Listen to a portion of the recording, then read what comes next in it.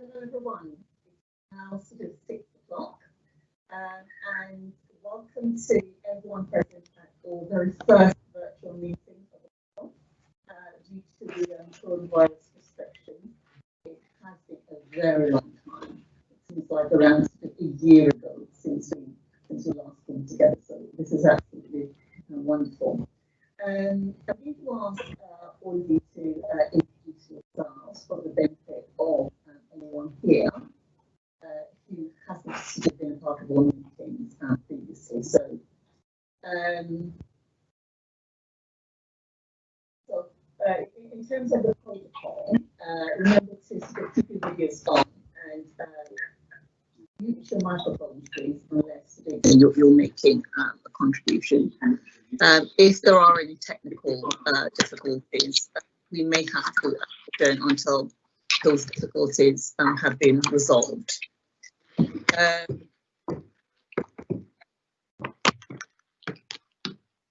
Right, okay, so with the introductions, who's going to go first?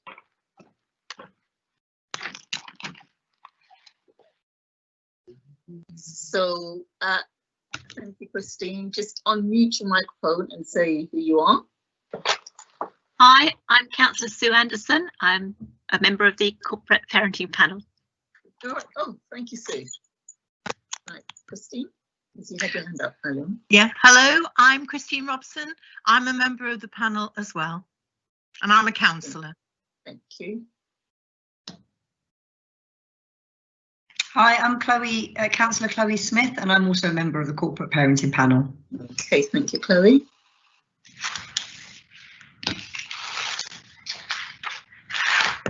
Janet, Linda, Janet. The restrictions come into force at 6 p.m. this month. You need to unmute. Unmute, please. Restrictions are tightened in the central belt. Hello, I'm Councillor Janet Boat, and I'm also a member of the panel. Okay, thank you, Janet. Linda. Hi, I'm Councillor Linda Seymour and I'm also a member of the panel. Paul. Thank you, Linda. Good evening, everyone. I'm Paul Hewitt. I'm the Corporate Director for People Services in Harrow Council. Okay, thank you, Paul. Peter, where are you? Not on my screen.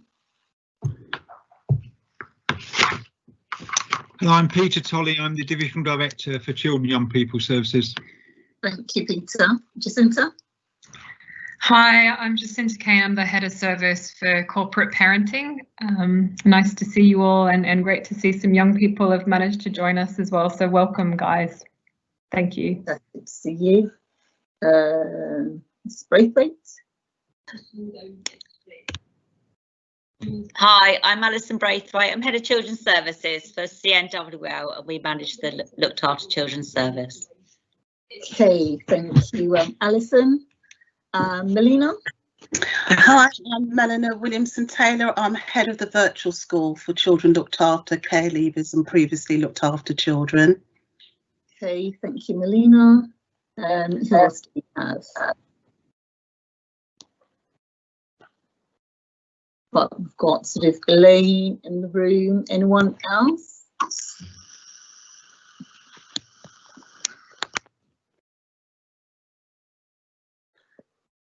Hello everyone, it's Christine Nichols, named nurse for Children Looked After for Harrow. Sorry, apologies in advance if my children intrude, but I have a 5 and a 7-year-old, so. All right, thank you. David? Hello, David Harrington. I'm the Head of Business Intelligence at the council. I also have 2 children, but because they're teenagers, they won't come near me. To be perfectly honest, they stay away as far away from me as possible. Oh, my goodness. Right. Okay. Who else do we have? Right, Melina, are you there?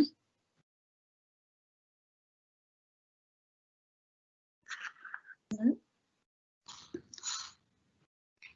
Right. If you have not yet introduced yourself, can you just put your hand up for me, please, so I can see who you are, and then we can possibly sort of get through this a little bit more quickly.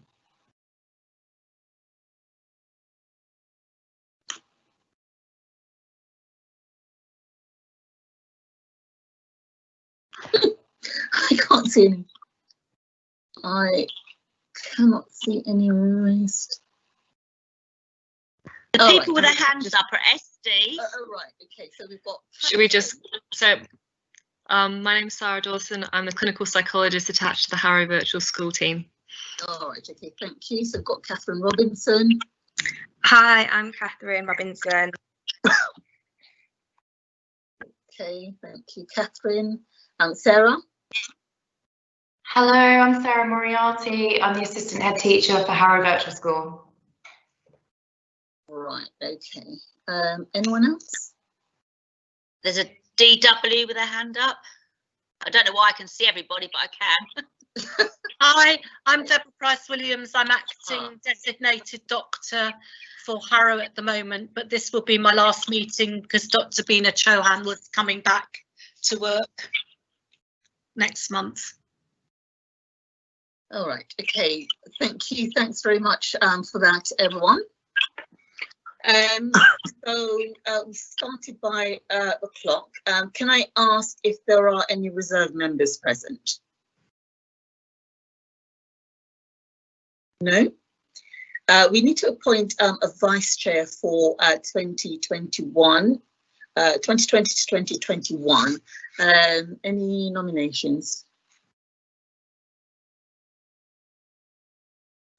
Right, Christine. I nominate Janet Moat if she will step forward again. Okay. Happy to second that. Oh, right. I'm happy to second that as well. I meant to propose, but I couldn't unmute myself. Right, I'm happy to third it. You need a third. Sorry, Janet. That's all right. I'm happy to accept. I hear great things about you from Teresa, so. Do you? All right. Thank you for that. Right, thanks, everyone. You've done a great job previously. Declarations of interest. We're going to take this as read because the document was circulated on the 29th of September. And we haven't had sort of anyone declaring any interest. The minutes of last meeting, does everyone agree the minutes? For those of you who are present, do you agree the minute? Yes, Christine? Agree. All right, thank you. We haven't received any petitions nor public questions nor deputations. So we'll go on to item 8 on the agenda. But first of all, I'd like to ask Jacinta about the young people, because it's previously we've sort of had them make their presentations sort of fairly early on in the meeting. So at what point would you like them to sort of come in? It would be great if we could have some discussion with the young people that are on the call. I think first up, if that's okay, and it might be a bit tricky, and we've done a little bit of a tech run this afternoon, so we've managed to get a few people on, so it's really great to see you guys, and I'm glad you've joined us. Yeah. It's a big meeting, and I think because there's so many of us on the call, we can't really see everyone at the same time. But I don't think Abdul is on the call. I don't think he's managed to get back in the meeting, as far as I can tell. But the young people who are here, perhaps, and I think it could be your first time on Teams. If you can see the little hand sign, can you try and raise your hand by pushing the hand sign button? So Aris, I can see you. So that is excellent. So I guess what would be kind of helpful for the councillors and the councillors here, I think it's probably important for me to say that they're elected members by Harrow citizens.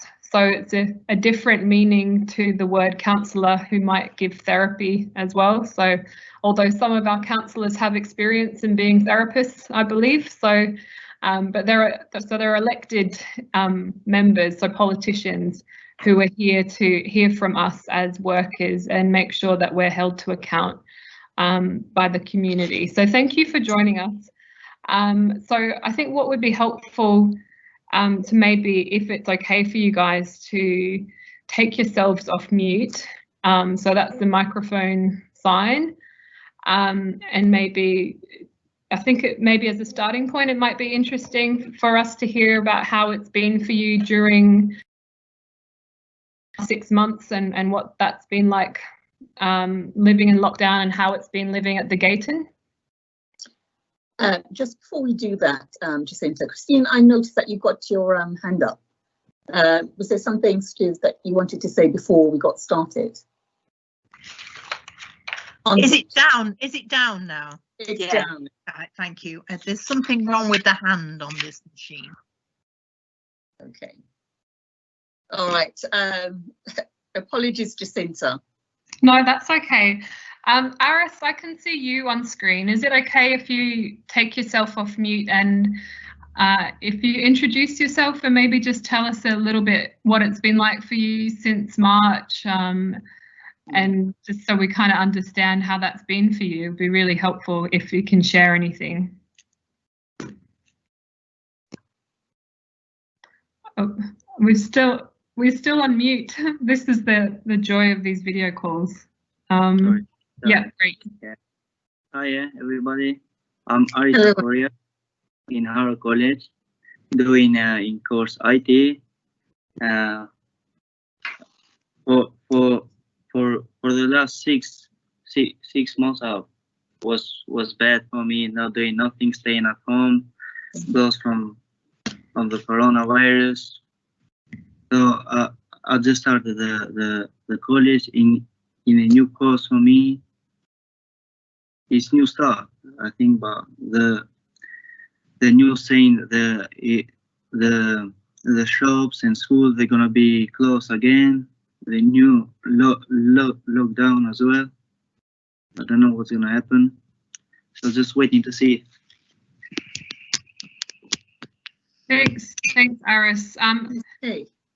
Angela, I don't know if there's anything, if I can see on the screen the young people who are here. So maybe we could introduce all the young people that are in the call and then see if there's anything additional the young people want to share, or if there's any specific questions that the young people might be able to answer about their experiences over the past 6 months. Is that okay if we try it like that? Yes, I think that's a good idea. Yes. Okay, let's try that. Yeah, okay.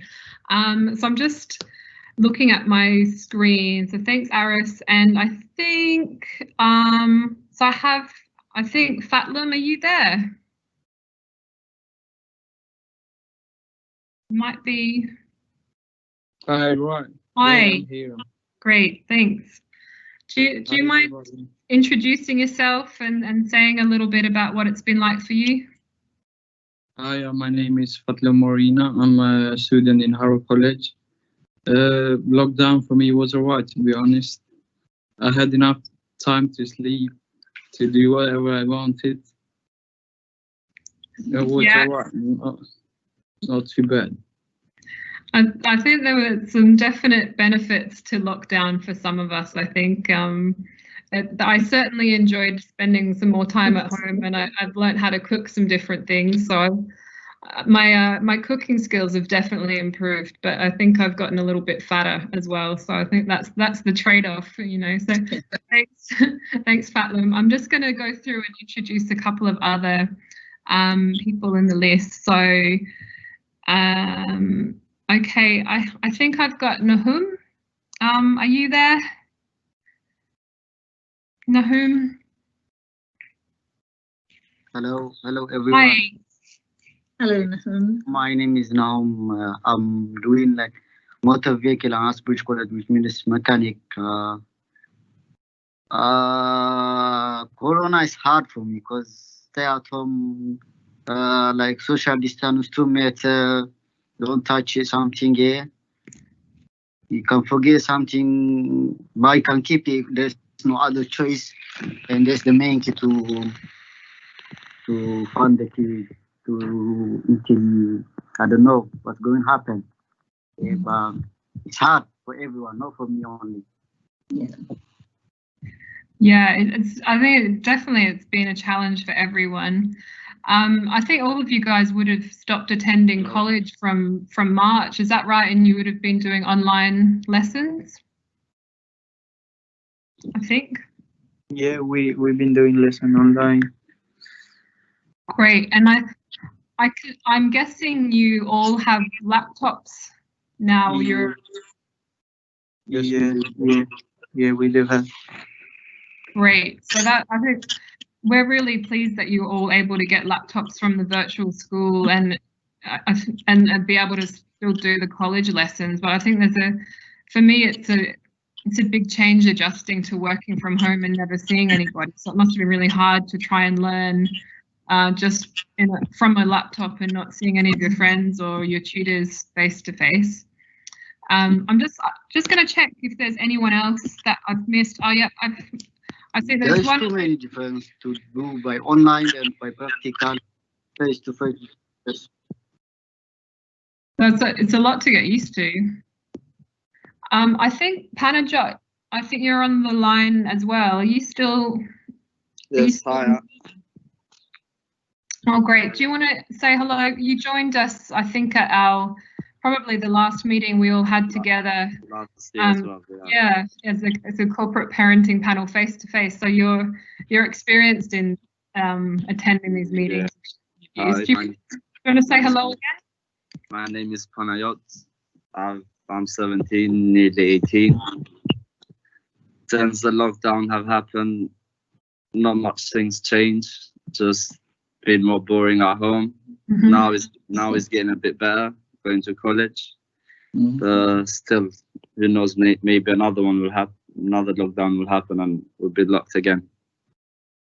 Thanks, Panajot. I think that's all the young people from the Gated on the call. So Angela, I might pass it back to you to go back to chairing the meeting. Okay, thank you.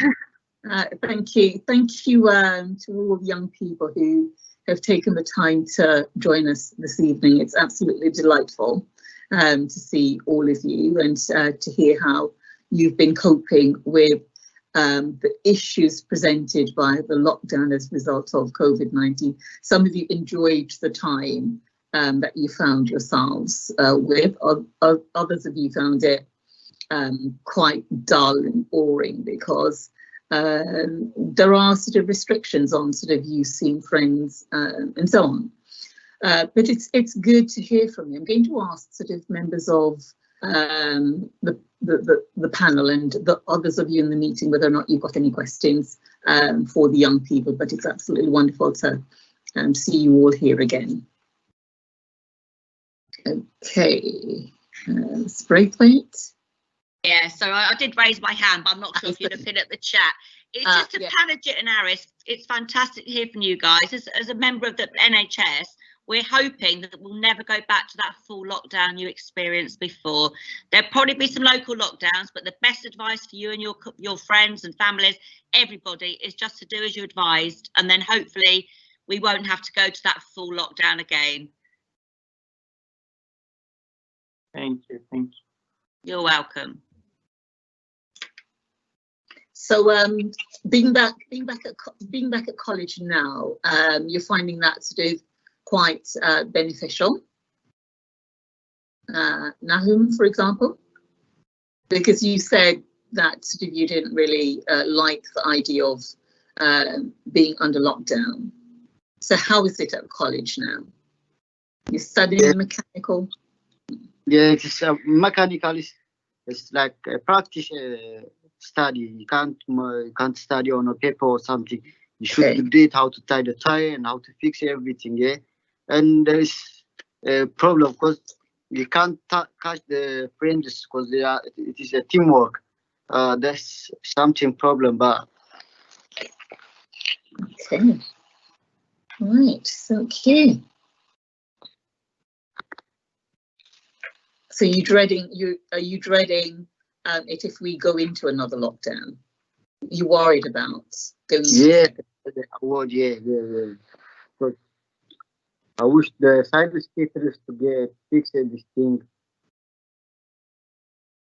to get medicine or some. Yeah.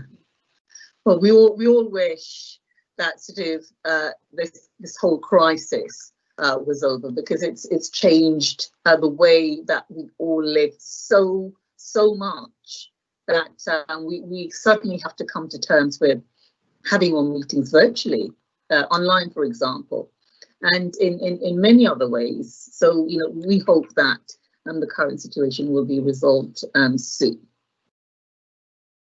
Okay, right, Christine, I think you've got your hand up.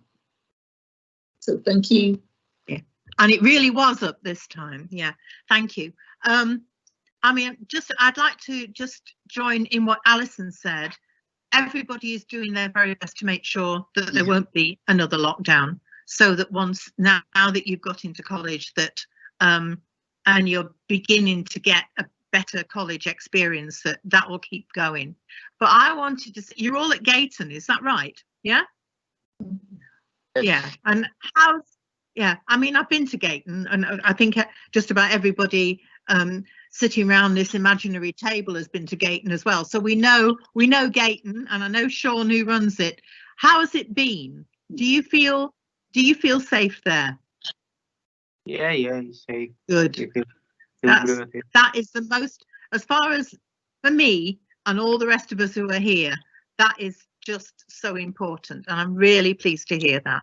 Yeah, I mean, and it's great that you came tonight. I mean, I know there's all these messages going up, but it really is great. Thank you.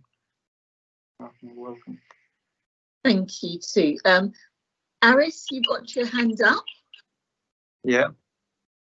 Is there something you'd like to say? No, at the moment, maybe. Oh, all right, okay, thank you very much, Aris, for your contribution. And you've got Janet and then Chloe. Thank you. And I just wanted to ask the three of you, are you managing to get out and about? Are you exercising? Are you exercising at Gayton? Are you going out, walking up and down the road and whatever? Because it's so important to keep fit and whatever. So what are you doing about that? Thank you. Can I talk? Yeah. Yes, you can. Yeah, that's why I enjoyed lockdown. I had enough time to look after myself.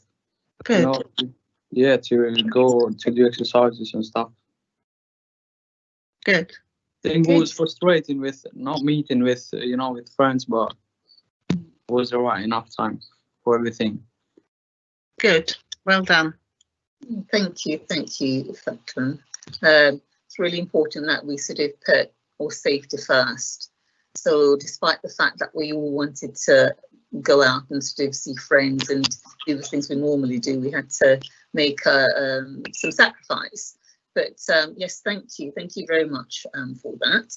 I think Janet, you've spoken. Chloe, I think you had your hand up. Yeah, hi. I just wanted to say I think it's great that three of you are at college and doing really interesting courses as well. And I think there's a lot of doom and gloom going on in the media at the moment about job prospects, etc., for young people. But it sounds engineering, IT, all those types of courses are going to be so needed, and they are the courses that people really do need. We do need our future generations to be doing. So there are jobs out there for people with engineering and IT and computing skills. And I can say that with some authority, because that's the kind of areas that I work in, and also my husband does as well. And there are still lots of jobs. So keep studying, get your qualifications. There will be jobs at the end of it. Okay. Thank you, Chloe.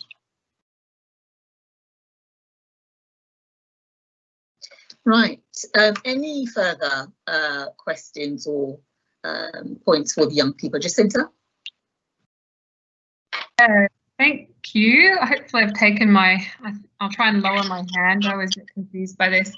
I guess I had another question is, I'd be interested to know how you've stayed in contact with your social workers or your PAs, if they've been to see you, or have you spoken to them on the phone or on Zoom calls? what's that been like? Because I guess we had 3 months where we were doing virtual visits instead of doing face-to-face visits for a lot of children and young people. So what was that like for the 4 of you?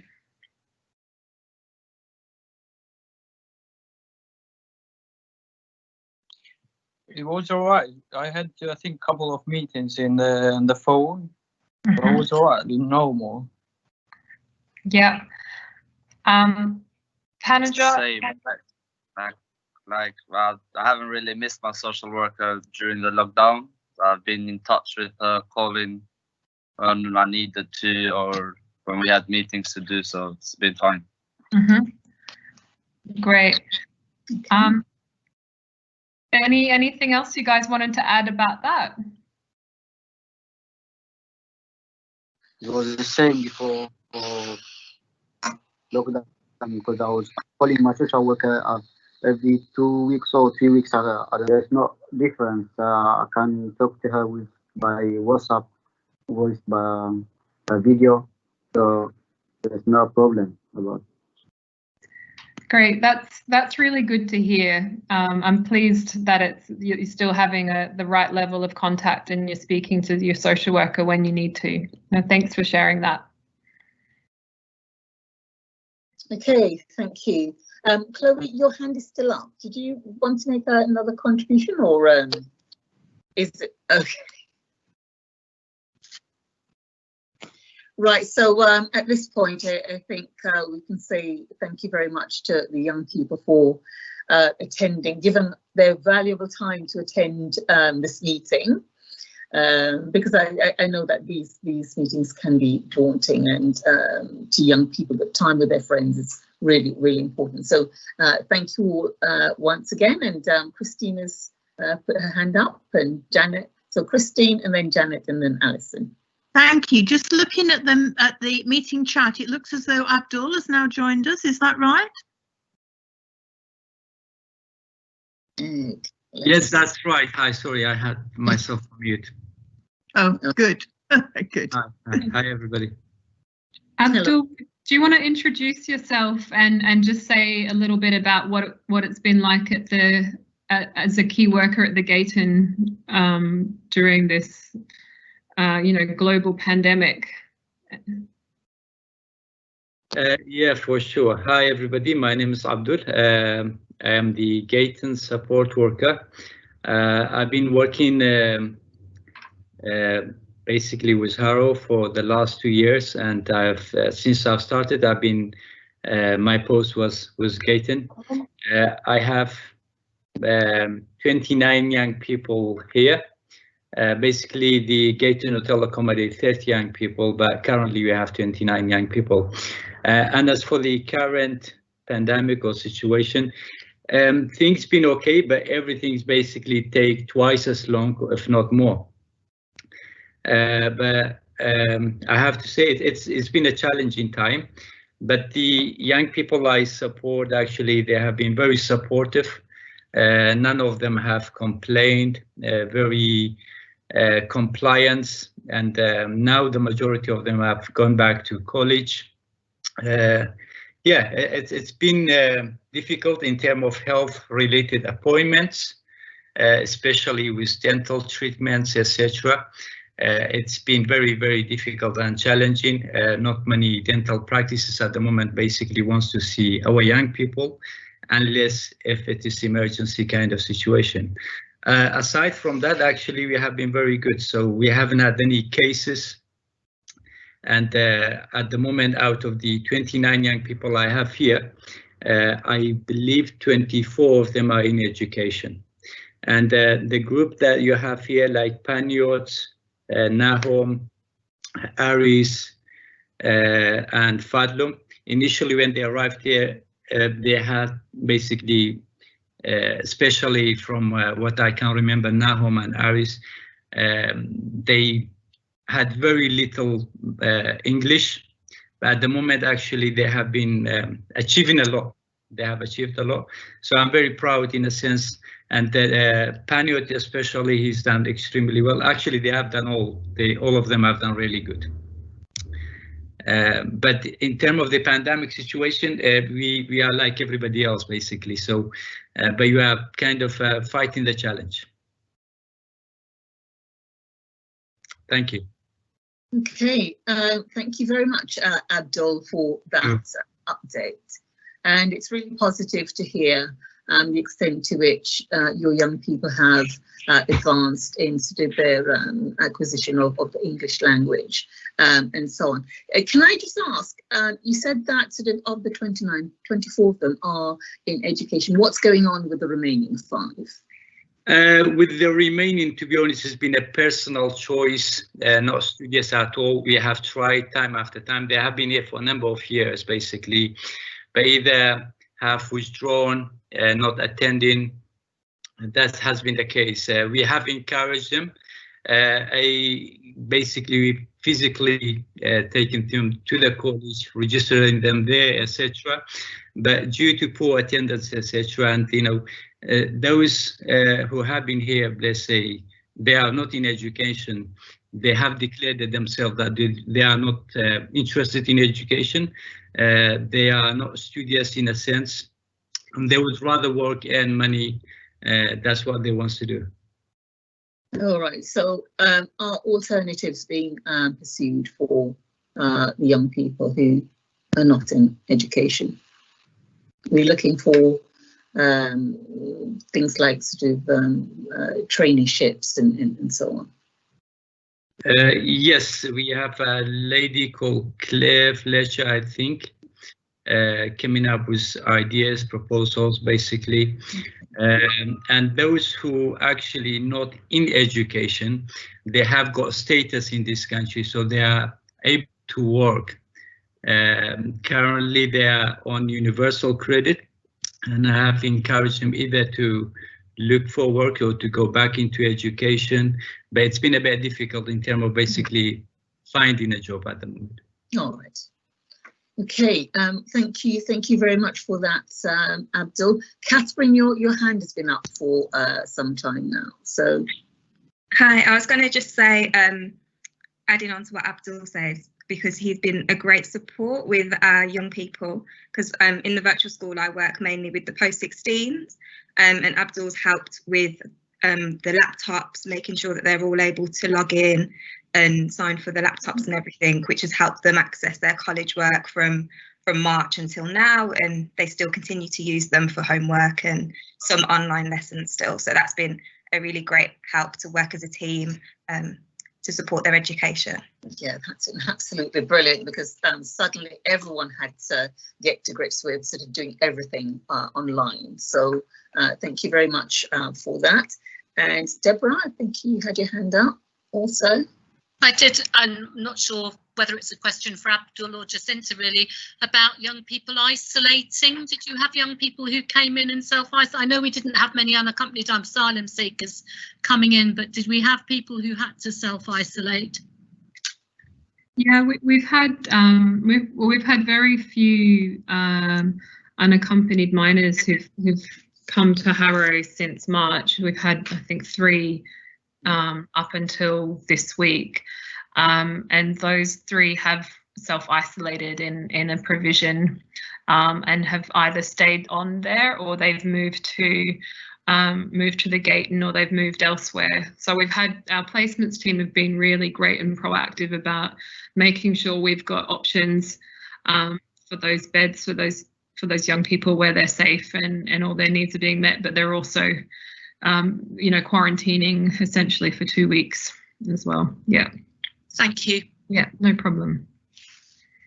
Okay. Right. If there are no further questions for our young people, we'd like to thank you very much once again for giving up your time to be here. And it's really lovely to hear from all of you, and that you're staying safe and you're making the most of the situations that you find yourselves in. So thank you. Thanks very much. Thank you. So thank you. It was really good to have you here. Well done. Thank you very Well much. done. Have a good evening, everyone. Bye. Thank you. Thanks, well guys. done. Thanks for coming. Bye. Good to see you as well. Bye. Thank you. Bye. Bye. Thank you. Thanks, Abdul. Everyone.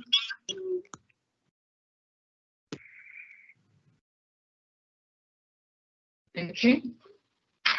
So if we move on now to item 8 is the corporate parenting update report from Jacinta and Peter. So if I can invite. Okay, yes, sorry, that's to present the report. Thanks, Angela. I'm going to present that report from my computer screen.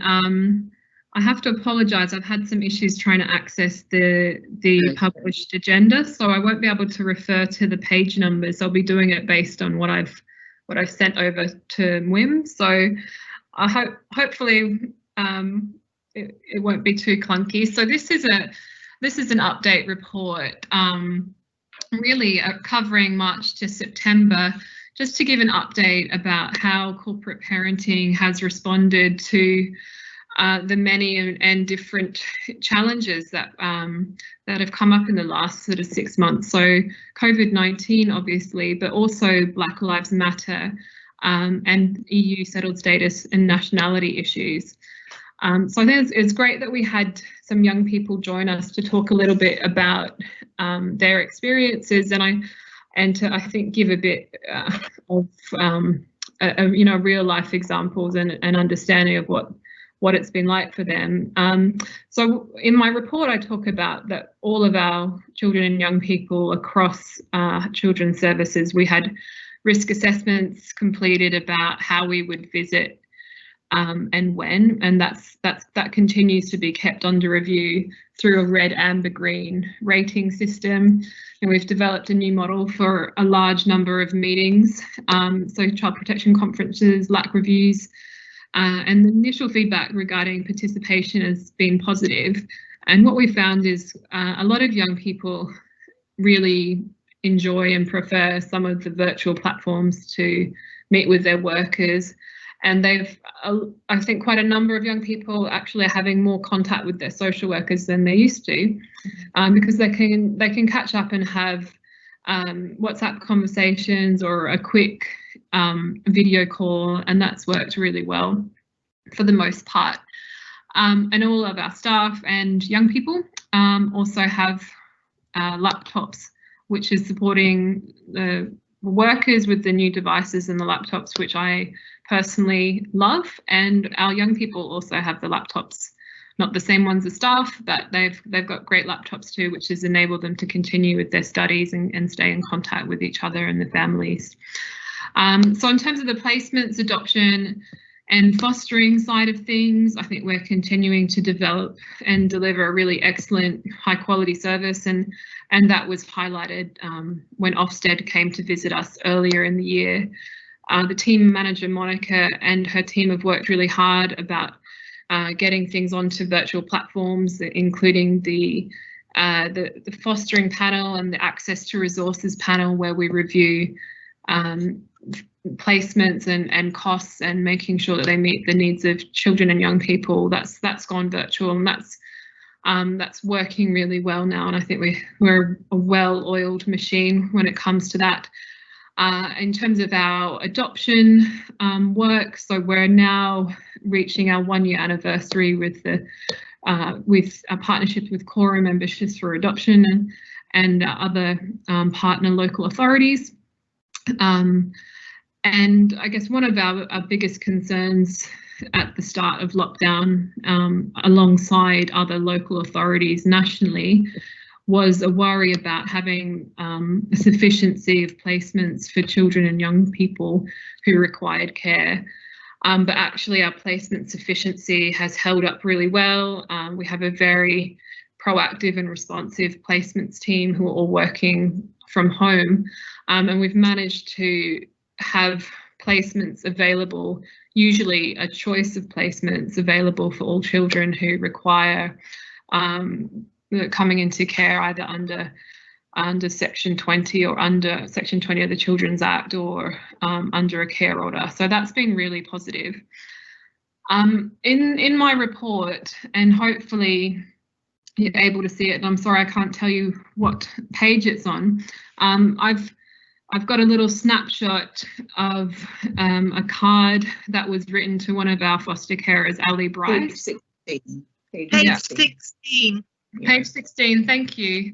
So I included that because I thought it'd be really, it's always nice to actually see the impact that foster carers have on the lives of children. And there was a bit more to this card, but it was, I didn't want to obviously reveal the identity of the child, but she received 2 cards and she cared for 2 children while we thought, while their mother was hospitalized, actually. So Ali really went above and beyond, and you know, we're so lucky to have her as a foster carer in Harrow, and she fostered these children for a couple of weeks when their mother was in hospital and with COVID and unable to provide care for them, and there was a high risk that these children were potentially COVID positive as well, and it was right at the beginning of the pandemic. So it just really, you know, highlights well, how wonderful Ali is, but how lucky we are with our foster carers in Harrow. So supervised family contact, I've got a little update about that. We've now moved to near pre-lockdown capacity, and every family who has supervised contact has it at least once a week. And where there's additional contact needed, we have virtual contact in place. In terms of the children who are looked after and care leavers, so we've spoken to our young people in this call, but also they've, you know, shared how helpful staying in contact virtually has been for them. And of course, we've been carrying out visits to children and young people during lockdown where this was needed, and when there were safeguarding concerns or risks of placements breaking down. But a lot of children and young people during those 3 months were seen virtually where that was safe to do so. So I'm happy to say that now we're back up to all children and young people who are looked after are being seen face to face as we would see them in any other situation. So potentially that might change depending on what government guidance is, and we might return to some virtual visits for children and young people where that's safe and we've assessed that that's okay to manage the risks and to manage their needs and our relationship with them. But we review that on a case-by-case basis. So we're being very cautious about how we make sure staff are safe, but also first and foremost, children and young people are safe. So at the time of writing this report, we'd had only 2 new arrivals, but we had a new young person arrive last week, and we have quarantine placements available for them. And now, in terms of my next section, we've really reflected at length and spoken about at length in terms of the corporate parenting service, but also children's services more broadly, about how we respond to Black Lives Matter and the issue of disproportionality, racism, and we're trying to examine and improve our practice in relation to this. There's a strong corporate and service level commitment to tackle racism and disproportionality in Harrow, but I think it's fair to say we're at the beginning of a longer journey in examining and improving our practice, and we have a lot of staff support in relation to that. So since July, we've started reviewing disproportionality, and we have a disproportionality toolkit, and we look at ethnicity data to examine and analyse our performance. So the table on this page, I'm not sure what page we're onto, but it outlines the ethnicity breakdown of children looked after in Harrow compared to the general population. Page 18. Page 18, thank you. So there's an overrepresentation of Black or Black British children, mixed children and other ethnic background, and white but not British children in care compared to the local population. And what we're doing is trying to understand the reasons for that disproportionality across children's services in order to address that issue effectively. So I think there are lots of reasons why children come into care, and some of those reasons are linked to structural issues and issues about structural inequality and racism, and potentially they're also linked to decision making and bias within children's services as well. So we need to examine whether whether there's bias in how we treat referrals coming in through the front door, and how we work with families, and how we make decisions with and for families in Harrow. So that's part of the work that we have ahead of us. So in terms of the fostering team, I think again this is something that's worth acknowledging and celebrating.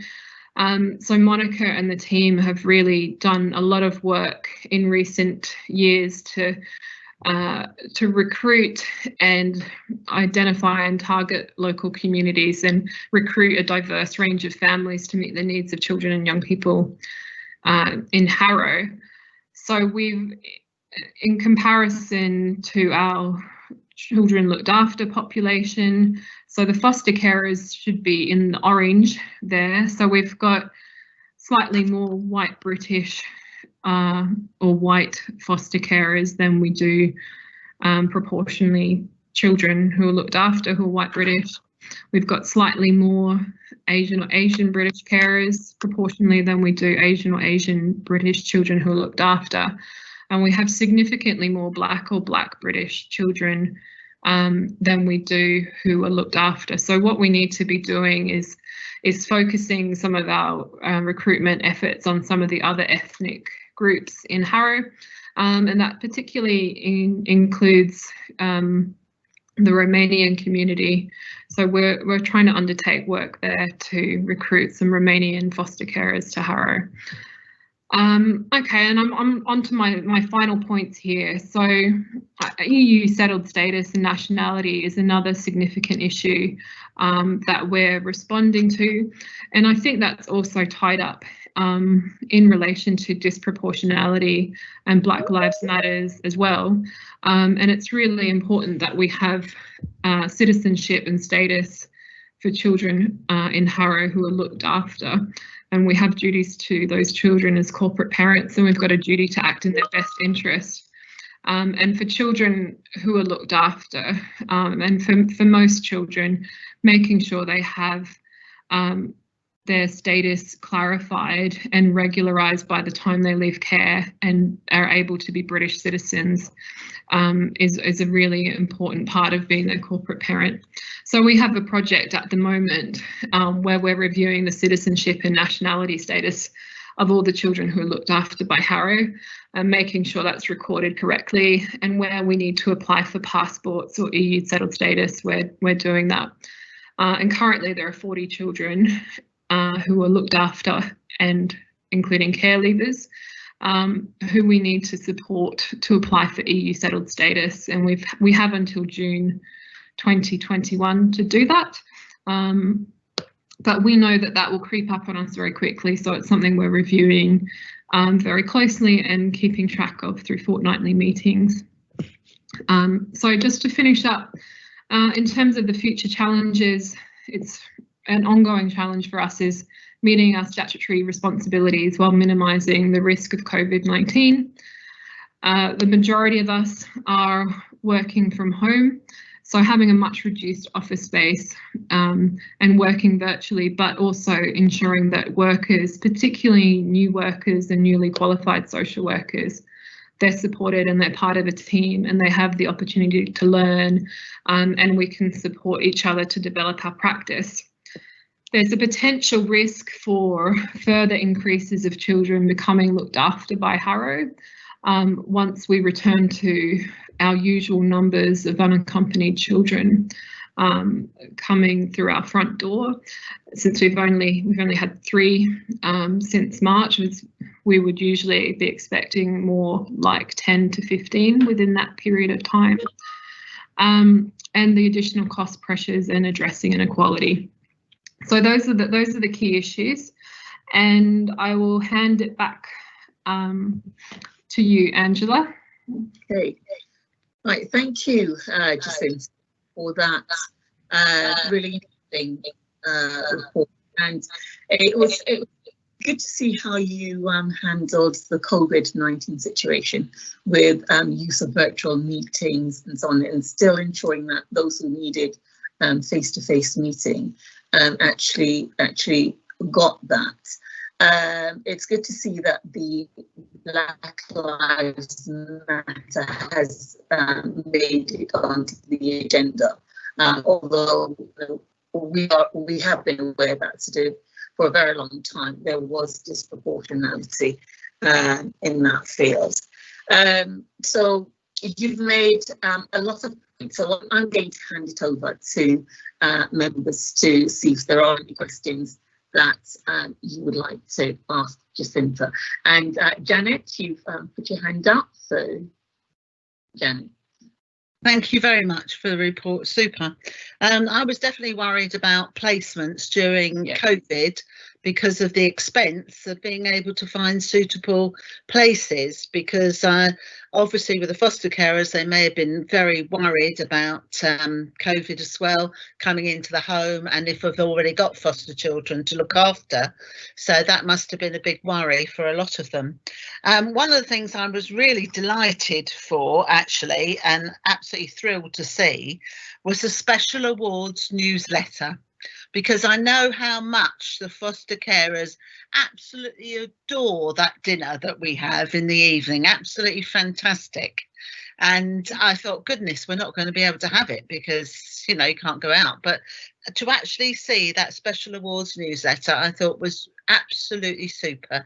And I'd like to say a big well done to everybody who contributed, put it together and whatever, because it really was amazing. Absolutely super. And I love that card for Ali. I thought it was absolutely super. And just like to wish everybody good luck in finding some Romanian foster carers, because I think that's a really gap that we've got at the moment. But once again, thank you very much for the report. Thank you. Appreciate it. Thanks. Okay, thank you, Janet, and of course I echo my thanks as well, because we must recognise that a huge amount of work has gone into preparing the report and all the things that you've done since the lockdown, and of course going back to October of last year. Christine, I know that you had your hand up. I did, yes, thank you, Jacinta. It was a really good report. It's really easy to read and it covers everything so well. I mean, as you know, I'm on the fostering and placements panel, and we were really cautious about trying to find a virtual way of doing it. We tried 2 or 3 ways before we found one that really worked, because we were really nervous, as you will understand, about how foster carers would feel coming and facing a virtual panel. But actually we found a way that worked really well, as you'll know. And I'm really pleased that you really took on this thing about trying to get the European settled status, because particularly with the Romanian embassy, I think they take a lifetime. I mean, that's how it first came to my notice, that, you know, but as far as Romanian foster carers goes, I'm afraid I'm a bit blasé about this, because I have so much faith in you. I just know you'll do it, you know. You know, I just know you will, and you've got a really good team there. So thank you. Thank you. Yes, we're very lucky. Thanks, Christine. Okay, great. Thanks very much. Are there any other comments or questions to Jacinta? No. Well, thank you very much, Jacinta. I was really pleased to see that today. You managed to get the PPE that you needed, because there was such a disaster surrounding PPE. So in your report, you referred to that, and you know, it was really good to see that you were able to to do that. Right, so if there are no further comments, anything else other officers would like to add? No? All right, so we'll move on then to item number 9 on your agenda, and that's the Ofsted inspection outcome and report. And I'm not sure who's presenting this, Jacinta or Peter. So I'll present. Thanks. All right. Peter, is that you? Yes. Thanks. It's probably not new news because the inspection was in February, and I think everybody's had lots of verbal updates. But this is the first corporate parenting panel since our Ofsted inspection, so we thought we should formally share the report, share our summary of the findings, and share our action plan. So I think you've seen all of those. So I won't go into it line by line, but I mean, the general summary is we had our inspection in the first 2 weeks of February, and we look at the 4 areas of grading, which was leadership, children in care and care leavers, children in need of protection, and overall effectiveness. And we were graded good in all those 4 areas, which we're very pleased about. And it's particularly in previous inspection in 2017, although the inspection framework was slightly different, we only had requires improvement for the care and protection side. So we've maintained our good in the other areas and improved in the children in need of protection up to good. So the outcome was very positive for us. In terms of the summary of their findings, and particularly pertaining to looked after children, as this is in corporate parenting, they're very positive about our permanency planning and the need to identify in a timely way stable and permanent homes for children. They're very pleased about the work of our virtual school and about the support that we give to looked after children of all ages. They're pleased about the work we did of our care leavers, although one of the challenges was to be more consistent. I think the majority of our care leavers have a very good service, but there are 1 or 2 things we could improve on, and I think that's right. To receive that challenge, and we've got plans to address that. We have an action plan which you will see, which looks at the 4 areas that were seen to be needing some addressing. One was around a quality assurance framework. One was around our care leavers, and I'm trying to get it up now. Excuse me a second. I'm just trying to. Thank you, Christine, for that empathy. I'm trying to get the action plan up. I'm just trying to have a Teams meeting and look at reports at the same time. It's new multitasking skills all developing during lockdown. Managing the device and all of that. So yeah, so the 4 areas were about quality and impact of supervision, which was around how we make sure that our supervision of staff is impactful and effective in terms of outcomes for children. So we've got a very, and you can see in our action plan, which is on the appendix of this report, you can see we've got some specific actions around systemic supervision and looking at how we build in supervision with our practice evaluations. There is an issue about care leavers and pathway plans in their health history. There was an issue about quality assurance practice evaluation generally, and then that was about making sure our work in how we monitor our work, and making sure it's a sort of full circle that we do a lot of reviews and audits and monitor our practice. But what difference does that make, and how can we make sure that leads to improvements and that the learning is translated into improvement outcomes for children? So I think those points were made well, and I think we have started to address them and put steps in place to do that. And the fourth action point was around education, and particularly the needs of children with complex needs, and about what their education hours, how much hours of school they had, and there was a concern that some children with very complex needs were on reduced timetables, and how were we addressing that? I can see in the action plan sent to the panel that the details weren't in there, but we have got a school attendance intervention panel which has changed, which has extended its terms of reference to address this issue. So although we've been sort of had the interruption of COVID, we are still trying to make sure we manage those needs, but we also manage our business as usual needs, and are working towards making sure we address some of the challenges that were made by the inspectors, but as well as celebrating the overall positive outcome. So I think that's all I want to say, really. If people got any questions or any comments, I'm happy to try and answer them. Well, thank you very much for that presentation, Peter. It has been some time since Ofsted came in and did their inspection, and we cannot sort of emphasise enough how well you all did, and to recognise that it wasn't just sort of planning from the month before, the year before. This was, you know, the combination of all the hard work that you've been doing over many, many years. So thank you very much for that. And in terms of whether or not anyone has got their hands raised, so Janet, your hand is up. Thank you very much, Peter, for that report. Well, there are three things that were highlighted for me.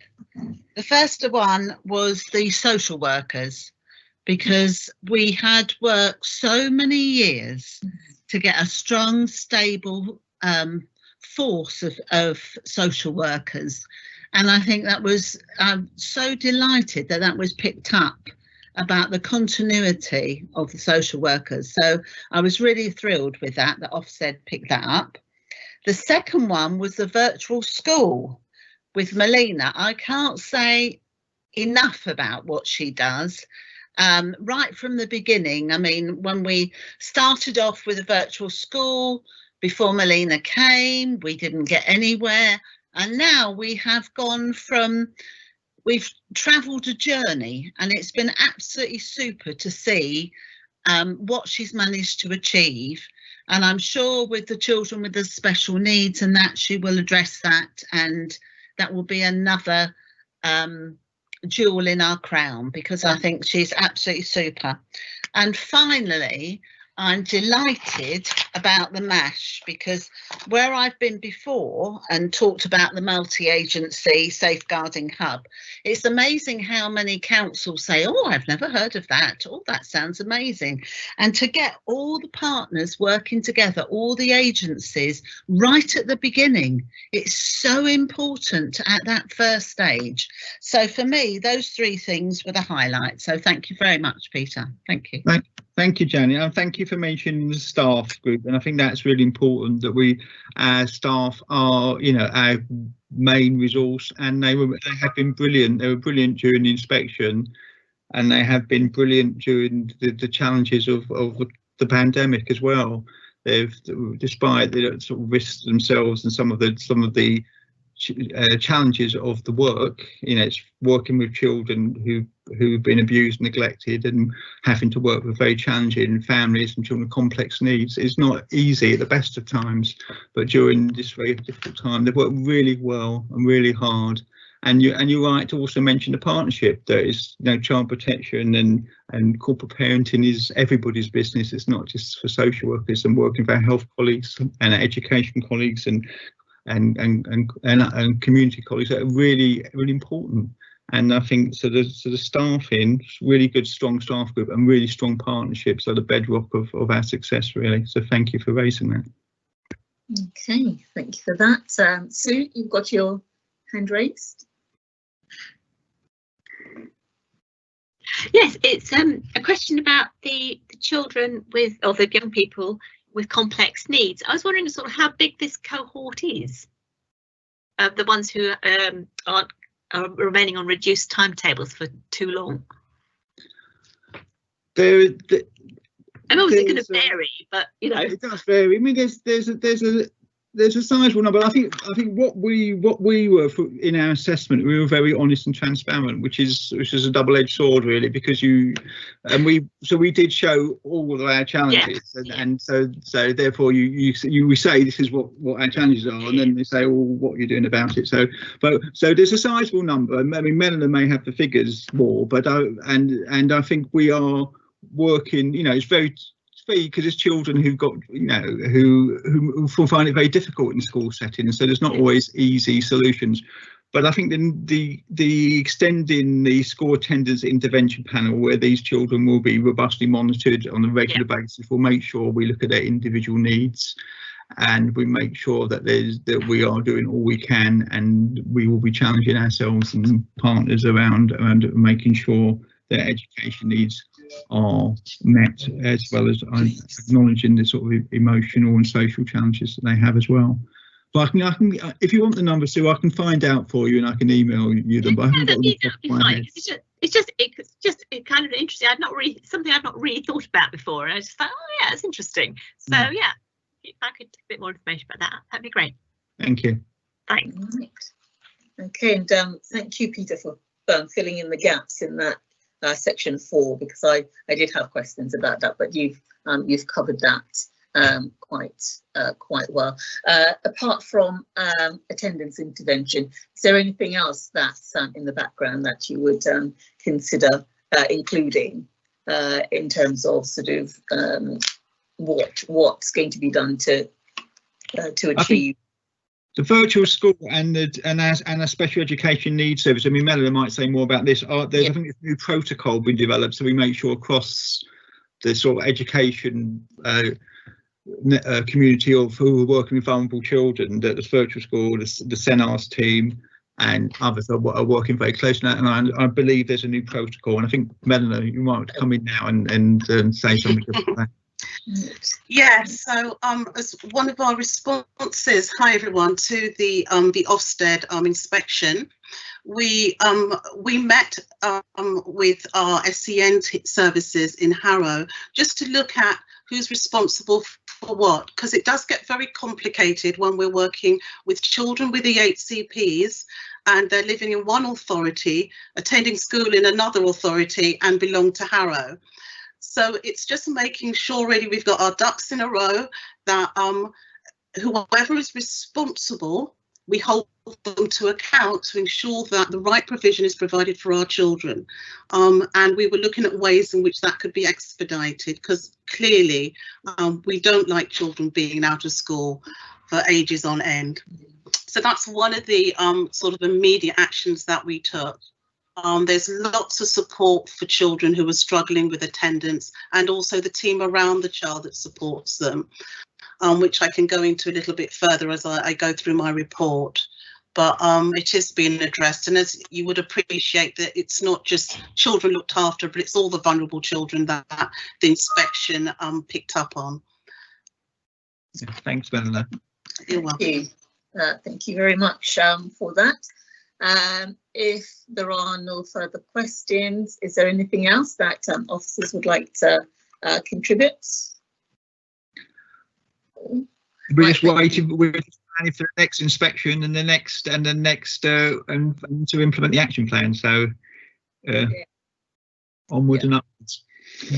Absolutely right. Thank you very much, and I recommend that the report be noted. So if we move on now to item 10 on the agenda, and item 10 is the virtual school and Melina's report. So if I can ask Melina to present her report. Thank you. Right, so hello again. Yes, we have been in very interesting times, having our children towards the end of March not being in school has presented some challenges, but I'd like to say from the outset that as a school we've worked very hard together. Janet, thank you for your comments, but Of course, I can't do this all by myself, so I have a wonderful team. I'm joined by a few members of the team this evening. We've got Sarah Moriarty, who's my assistant head teacher, who leads on primary and early years. Kat Robinson, who leads on secondary and post-16. And I've also got Sarah Dawson, who's our clinical psychologist, who's been doing a lot of work to support carers and children really just engage and just coping mechanisms throughout the lockdown.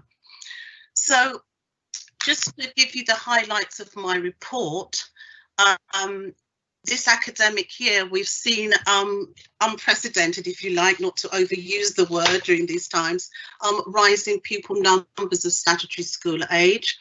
So we had a 40% rise. 55% of our children are educated inside of Harrow. 90% of our children attend good or better schools. The school is still slightly boy heavy, with a ratio of boys to girls of 3 to 2. School attendance last September was at 90%. We've also last academic year had good recording of our personal education plan, so they still remain at 100%. And that, of course, was during the pandemic. And I should also say that we were able to, you know, keep up with our statutory duties. There was no lapse there whatsoever, albeit that we were working remotely. We increased the number of remote PEPs, so we were using Microsoft Teams, we were using Zoom, whatever works. And it was lovely just to see some of the children join us for those meetings. So to continue, it was mentioned that we spent a lot of time providing or sourcing laptops for our children. That was one of the things we recognised from the outset, that for children to access learning, they needed to have the resources and the equipment. And I'd like to say a huge thank you at this point to all our carers that helped set these laptops up. We weren't able to provide that sort of face-to-face support training. And they have been absolutely outstanding in supporting children in terms of engaging in their schoolwork, liaising with schools, keeping in touch with us where the schoolwork what was set wasn't quite right, so it needed adjusting, where the differentiation wasn't there. So I mean, all of our carers and all the social workers and other services that supported our children whilst they were not in school. We had a huge focus on our children with English as an additional language, because very early on we recognised that although schools were providing the work, children were not able to access them because language was a barrier. So we were able to provide one-to-one tuition remotely.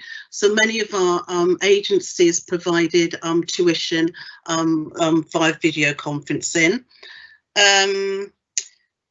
One piece of good news, along with the Ofsted report, which we're very proud of, was our college, Stanmore College. For the longest while now, we've recognised the huge amount of work they do for our vulnerable children, in particular our looked after children. Some fantastic practices in place. The whole organisation and structure of their teams within the school are very inclusive of looked after children, and they understand their needs. So in light of that, I recommended them for an award, the Alex Timpson Award.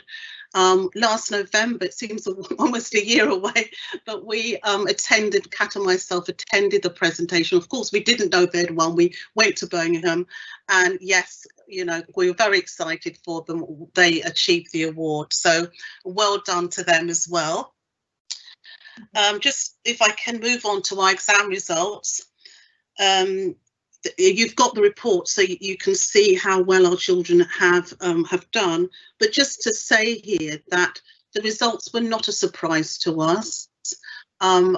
We don't believe that the teachers inflated their results or the teacher assessments, because we were working very hard during the spring term and, more importantly, the summer term PEP just to ensure that what was recorded, the attainment that was recorded on the PEP was as it should be. I would just invite Sarah, I don't know if you're there, just to say a little bit more about that. Hi everyone. I do apologise if you hear my 2 and 5-year-old calling for mummy. I think my husband's sorting it out though as we speak, fingers crossed.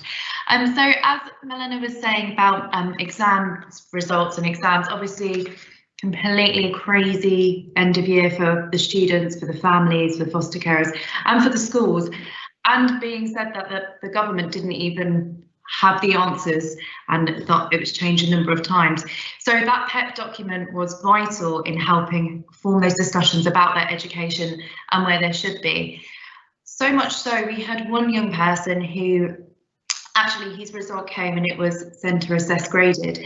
And it didn't reflect what we did put on the PEP, because actually he should have received a better grade than what was decided. And my colleague who was working with him began the challenge process without the appeal. So just to be aware that these conversations are so important, because we all have an overview of where they should be, and we can make appropriate recommendations where we don't feel they deserve what they should. But I mean, the PEPs were vital for our collaborative communication, because often we'd have the DTs who also, I'd just like to say the schools in Harrow, and not just in Harrow, but the designated teachers have been amazing during these lockdown times. They've been really communicating with the virtual school. We haven't just been calling during PEP meetings, we've been calling and emailing wherever needed. Especially if we have young people who we believe should have potentially been in school within a bubble, but the carers felt it wasn't appropriate. So we had to put a lot into place for those young people. And as Melina mentioned, that included tuition, laptops. In some cases, carers didn't have access to printers. So it was the school would go, you know, above and beyond to print the paperwork for them and take it to them. So it just meant for all these children to achieve what they should be achieving. We had that PEP meeting and those conversations with social workers, DTs, and the carers that just paramount during these times. But the children also that we're working with, the young people, most of them were really proud of what they had achieved. Okay, they didn't get to sit the exams as some of them would have wanted to, but I mean, Kat might go on to later or explain that a lot of them have moved on to further education or began to do what they wanted to do as their next step. It hasn't hindered them. I think our real big plight now will be those year 10s that are now year 11s, because they're the year group that have got a lot of catching up to do. So that's where, again, these PEP meetings and these conversations with all the partnerships that work with these young people will really need to be worked on. Thank you, Sarah. I thought you were going to make the announcement, but I'll just say that so we had one child achieve 10 GCSEs and 2 other children achieve 6 GCSEs, and these are good results. This is grade 4 and above. I'm going to invite Kat to talk a little bit about post-16, but while she's opening up her video, I should have said from the outset that we've got a very short video to show you, 2 minutes, which we hope you'll enjoy, just reflecting on some of the work that our young people have done. And after Kat, I'll invite Sarah just to give the headlines from her report. Thank you. Kat. Thank you. So yeah, our post-16 cohort have been really successful as well. So I mainly work with Key Stage 5 in terms of government guidance for monitoring their attendance and their progress in education. But as many of our care leavers, especially those that may be unaccompanied asylum seeking children when they come to the UK, might take a little bit longer to get to their destination, whether that's university, because they might come into the country and do kind of English courses before they can move on to A-levels or equivalents. So this academic or last academic year, we only had one of our Key Stage 5, so year 13, sixth form college students go on to university, but we've had others that are older, one being 21 years old that's just started a foundation degree, so her university experience will take 4 years, but there's no kind of age cap on our support. You know, we'll continue to support her through that process. So yeah, it's been very successful. We've got a lot of our care leavers and CLA young people that are continuing in education and doing really well.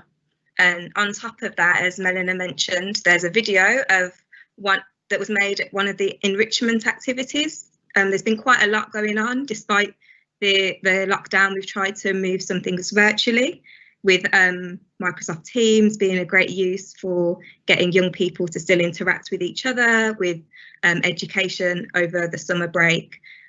One of them was in partnership with Brunel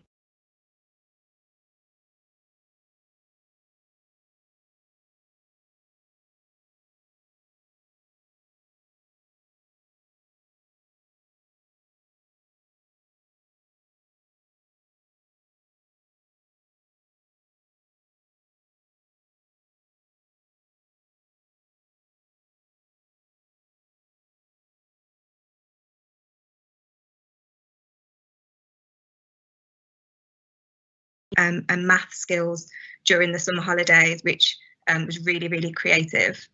And then one of the other things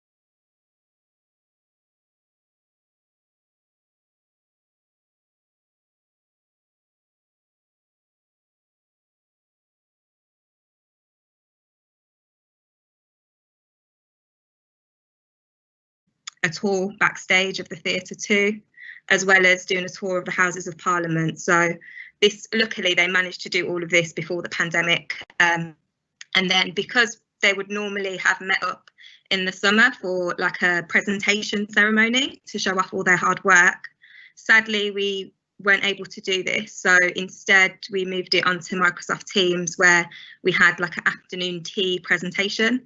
Kind of like this panel now, where everyone kind of logged in and they were able to see the short video that Melena's going to play. So they logged in with their carers from home, so that their carers could also see what they've been up to, and they saw like a presentation with some pictures, as well as the video that they created, which was quite moving and powerful about perceptions of young people in care. So they spoke about how they felt it was to be a looked after young person, and kind of gave messages that they would like adults that work with them, or other adults in their lives, to know about how they might feel. I don't know, Melanie, have you got the video? Yeah, I'm doing it now. Can you see it? Yes, it's on screen.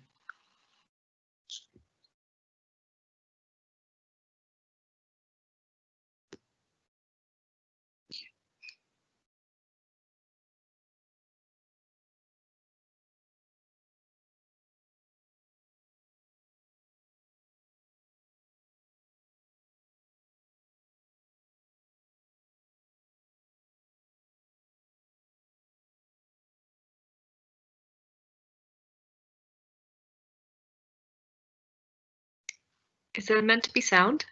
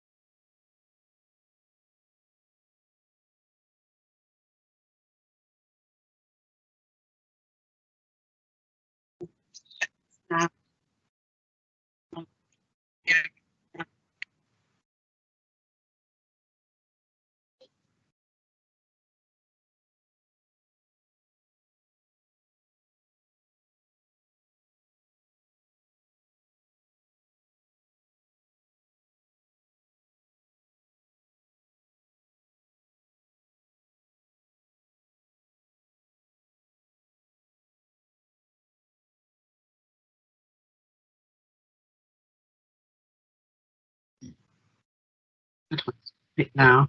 Just look on the screen.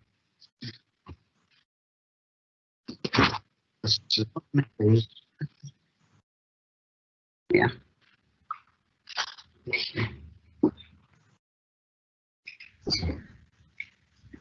Stop the screen.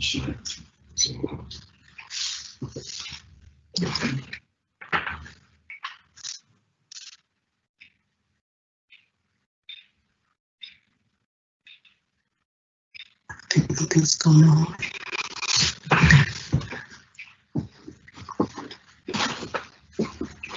Okay.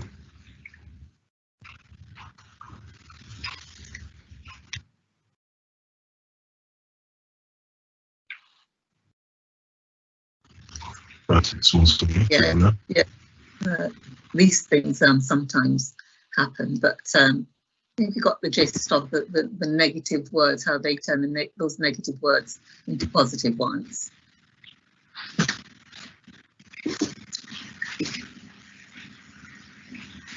Hello? Hello, can you hear me? Yes, we can hear you. Yes, that's okay. Sorry, I had a bit of trouble just trying to produce the video. And I understand that you couldn't hear it. I'm really sorry. There was no word spoken, but the children created this lovely video piece. So we'll send it on to you, so you can send you the link.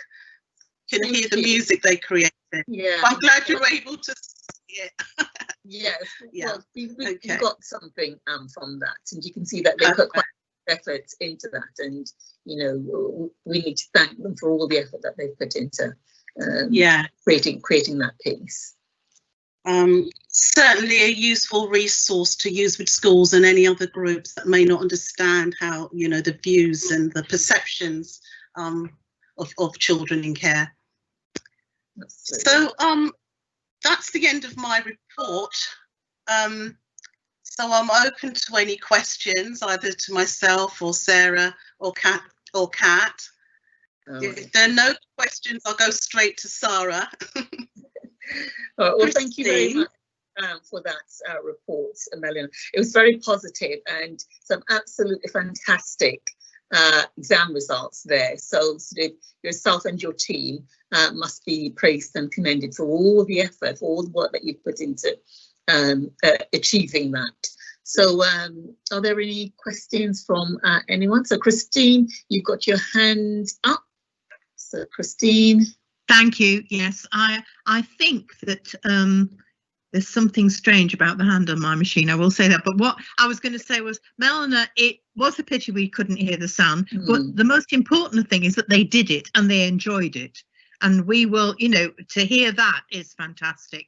And I just wanted to say, you know, ever since you've come, the virtual school has been flourishing and building. But you just get better and better and better, and just thank you. You just do. Thank you to my team. Can't do it without them. Thank you, Christy.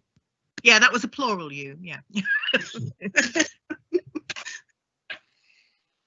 Right. So Sarah, sorry. Yes. So any other questions or comments? Janet. Yeah, I think Janet's got her hand up. Yes, I just wanted to reiterate what Christine said. Absolutely superb, well done, and well done to your team of Sarah and Kat as well, and they were really good, fantastic. And I'm always amazed about the amount of children that are educated outside of Harrow and how well you've managed to track them with the PEPs and all of this. And I know in the past how difficult it was to get some kind of uniformity across, so everybody was doing the same thing. So I think that's really amazing that you've worked so hard on that. Really thrilled about the laptops, because that must have been an absolute godsend to those children. It really must have been fantastic. Amazing about Stanmore College. Absolutely super about Stanmore College, and I like to see the partnership between Harrow School and also Brunel University, and also the summer work that they did. So it's not just a in school, it's so many things outside of school as well, which gives them more breadth in their education, and I think that's fantastic. And of course that's reflected in those fantastic results as well. Okay. So I just wanted to say to you, Melina, with all your team, well done, and long may you continue with this fantastic. Can't hear you, Janet. Thank you. Has something gone wrong with the sound? Oh no. Did you manage to hear that in the end? We did. Thank you, Janet. And thank you for all your support as well, and that of the councillors. It does help when we're all working together. So thank you. Okay. Can I invite any more hands? I would like to Melina? invite Sarah, our clinical psychologist. No, I'm having difficulty with my sounds. Oh. Is that all right? Hello. Cool. So can everyone hear me? I feel like everyone's having slight technical difficulties today, but yeah, we can hear. We're good. Good. All right. So yes, my name's Sarah. I'm a clinical psychologist, and I joined the Harrow Virtual School team in November 2018. And obviously, there's a report that you can have a look over if you're interested about my role. Interestingly enough, we chose Mel and I decided to do an audit of my first just beyond a year in the team, which ended up being finalised just before COVID hit. So we now have a very strange document in time just before everything changed. So basically, I'm 2 days a week in the team, and it's a new role. It's an innovative role. I don't think there's any other virtual school teams that has a clinical psychologist within the team. And so initially, it's been a role that Melina and I and the rest of the team have kind of shaped together. Initially, we thought I'd be kind of remote and come in for assessment of young people, and then disappear back to my cave to write it off, write things up. But we realised that actually being present in the team and getting to know social workers and really being kind of involved through consultations and meetings really made quite a positive impact. And so we've kind of shaped the role over time. And so through the audit, just having a look at I guess what we've been doing so far and having thoughts for the future.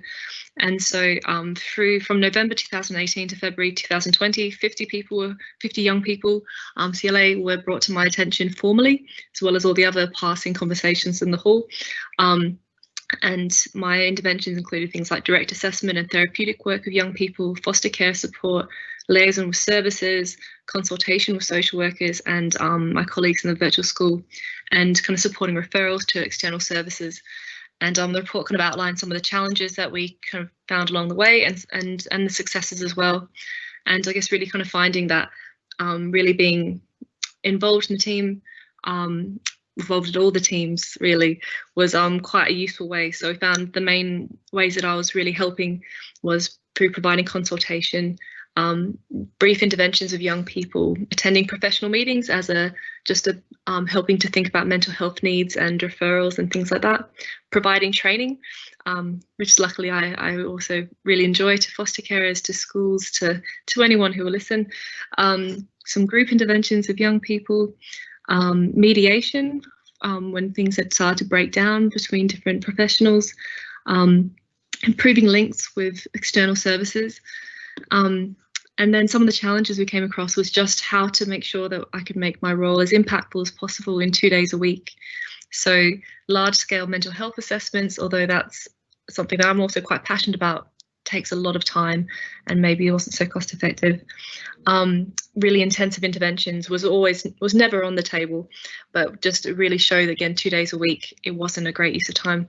Traveling to appointments proved to be difficult at times just because again of the part-time nature of the role. And really making sure that I had, I guess, kind of involved with referrers, having support from social workers to complete assessments made things move a lot smoother.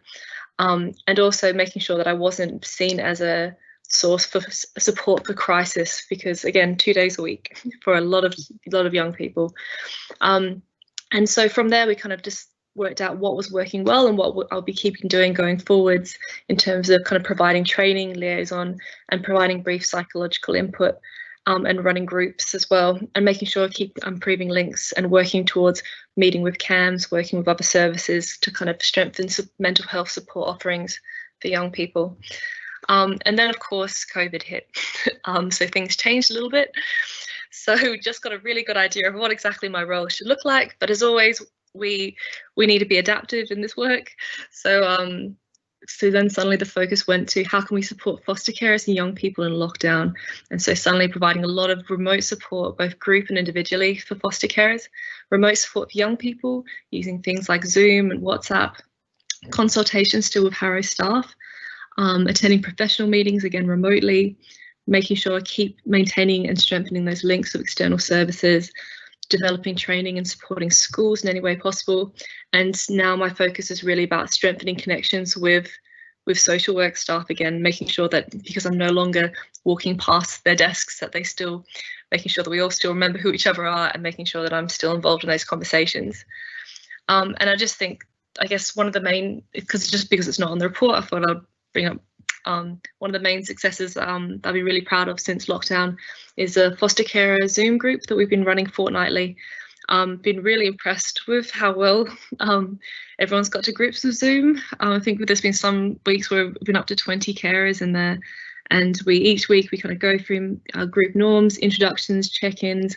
We have a topic, so things like attachment, autism, ADHD, transition, self-harm.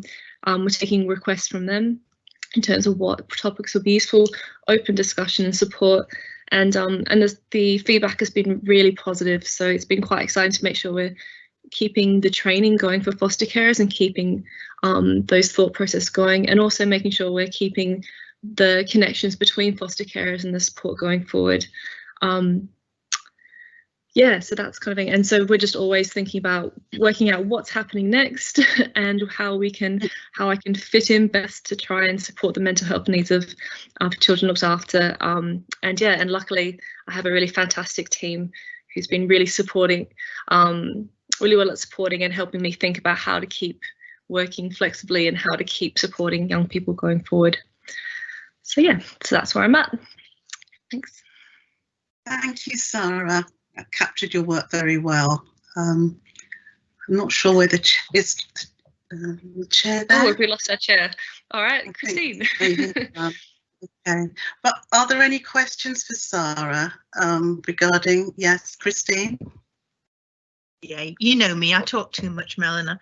No. Sarah, it's great to have you in the virtual school and to know that you're really even further enriching the support for foster carers in Harrow, because I think our foster carers in Harrow are well supported and well thought of, and I think they feel appreciated, but you bringing that extra bit is really fantastic, so thank you for that. I did have a question, because just looking at your report, I can see that you're meeting quarterly with CAMHS, and that you've actually managed to improve their communication with social workers about appointments and when cases are closed and that, which is really good. I just wondered, have you actually managed to make any referrals to them that have stuck for long-term work? I mean, I don't. You probably don't know. It used to be my job, and one of the big issues used to be getting CAMHS to recognise the impact of long-term, what really amounts to abuse that results in really post-traumatic stress disorder, and that's always been very difficult to get across with a DSM-4 or 5 or whatever it is now. I just wondered whether you'd actually made you'd made any referrals across to them that had stuck for longer term work. That's a great question, actually, and obviously I can't take single credit for changing CAMHS. I think there's been a lot of the communication between us and Stuart Nichols is here as well. has really improved things from every direction. But I think we had, and it's been part of the conversations around, but I think there has been an overhaul in CAMHS recently, which has been really positive in terms of bringing in a team that focuses on those kind of severe complex presentations. And so we still have that definite group of kids that can kind of get missed in terms of, we know they're struggling, and it needs to be more than 6 to 8 sessions of CBT, but they are really changing the way they're working on. There is a place now for young people with high risk mental health needs that they can keep going forward. I think there's been really positive change in the structure of the way they're working, the way they're picking up referrals has been really fantastic, and their communication of us is so much better. So I think there's still a long way to go, and we're still trying to make sure that there's kids not falling through the gaps that way, because I recognise that's absolutely such a concern of these kids that don't quite fit but definitely need support. But there's definitely been headway there in terms of kids with really difficult emotion regulation, post-traumatic stress, self-harm are getting picked up more now. Good. Absolutely. That's really good to hear. Thank you. Thank you. Thank you, Sarah. Should I answer questions since we have no order? Yeah. I can see a hand up from Jet. Yeah, me, yes. Well, I'm amazed that we've now got a clinical psychologist that's part of it all, and I think it's absolutely fantastic. And I've noticed that you've been received positively, which I think is really good, by the Harrow Council staff, educational professionals, carers and young people. And you've got some encouraging results regarding the emotional well-being. And I think that's fantastic for the young people to have all that wonderful help. And particularly, I think it must have been very difficult in COVID times as such, right at the beginning. And I'm so pleased with the foster carers that you've got this Zoom group going, because I think it's so valuable, you know, I mean, to be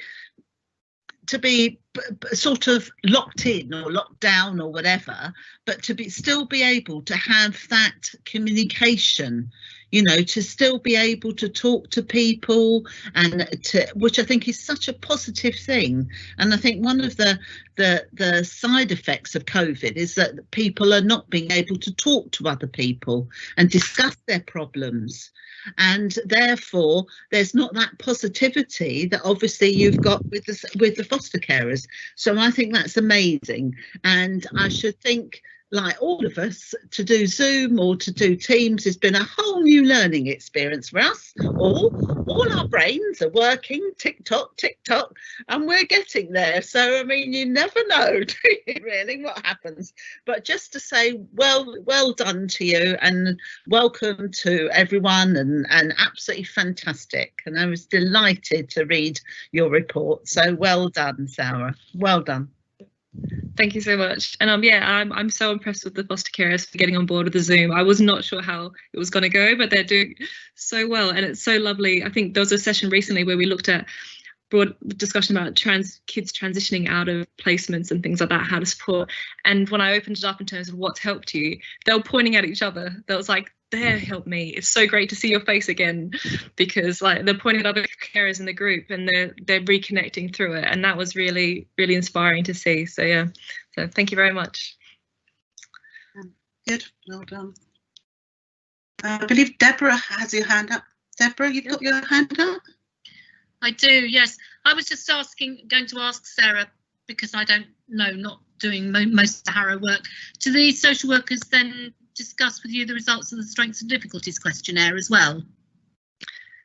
Often we do, yeah. I think actually that was something we were discussing a while back, about what the procedures should be in place when SDQs hit a certain amount, whether that should be something to me, because I know in some other areas it goes straight to CAMHS. So yeah, so I think if try to make myself known as much as possible within the social work team, so that if there are mental health concerns either arising from the SDQ, because obviously that's a really lovely screening measure, or just in general if there's concerns that they're not sure about, to be able to, they're very much welcome to and invited to have a chat with me about what the next step could be. And yeah, we've managed to get the SDQs from schools up onto Mosaic as well, so we can kind of get a bit of a constellation of screening to be able to identify young people quicker. Thanks. Thank you. I understand the Vice Chair will now take over. And apologies, I'm going to have to go unless there's any other questions. Okay. No, right. Thank you very much, and I appreciate you letting me be involved. Bye. Bye. Bye. Bye. Thanks. Well done. Well done. Bye. So do we know where the rest is? As in David, what's on next, Janet? I think I'm on next. You're on next, David. Can I just say I'll be clapped off at the end of my session. But oh, you want to be clapped off, do you? No, I don't. I don't expect to be. Is the point I'm making? Oh, you don't expect Janet, to be. So why? Is it going to be that grim? Actually, Yeah. no, it's Oh, it's you've not, got not at all. the. No, that's not the point I'm making. Right. So it has been excellent to hear of all the good stuff that's been going on, and so I'll do the numbers now. I'll summarise like we always do, and there are some further good things to be drawn out of our performance indicators and our data, and of course it's the other side as well, which is to help you fulfil your challenge and holding to account. So I'll raise a few things that we need to do better at as well. So I'll keep it fairly brief. Okay. Okay, over to you then, David. Thank you, Vice Chair. So the first thing to pick out is that our children looked after numbers are continuing to rise. They've been rising since March 2018. And that's something that the panel has been aware of for some time. That continues to be the case. We're still doing very well on some of our key indicators, particularly around timeliness of children looked after reviews. We're ahead of our target, which is a challenging target. We're doing really well in terms of placement stability. Again, these are hugely important indicators. That's both short-term and long-term placement stability. And the other thing to pick up is, there was one more that I wanted to pick up with you.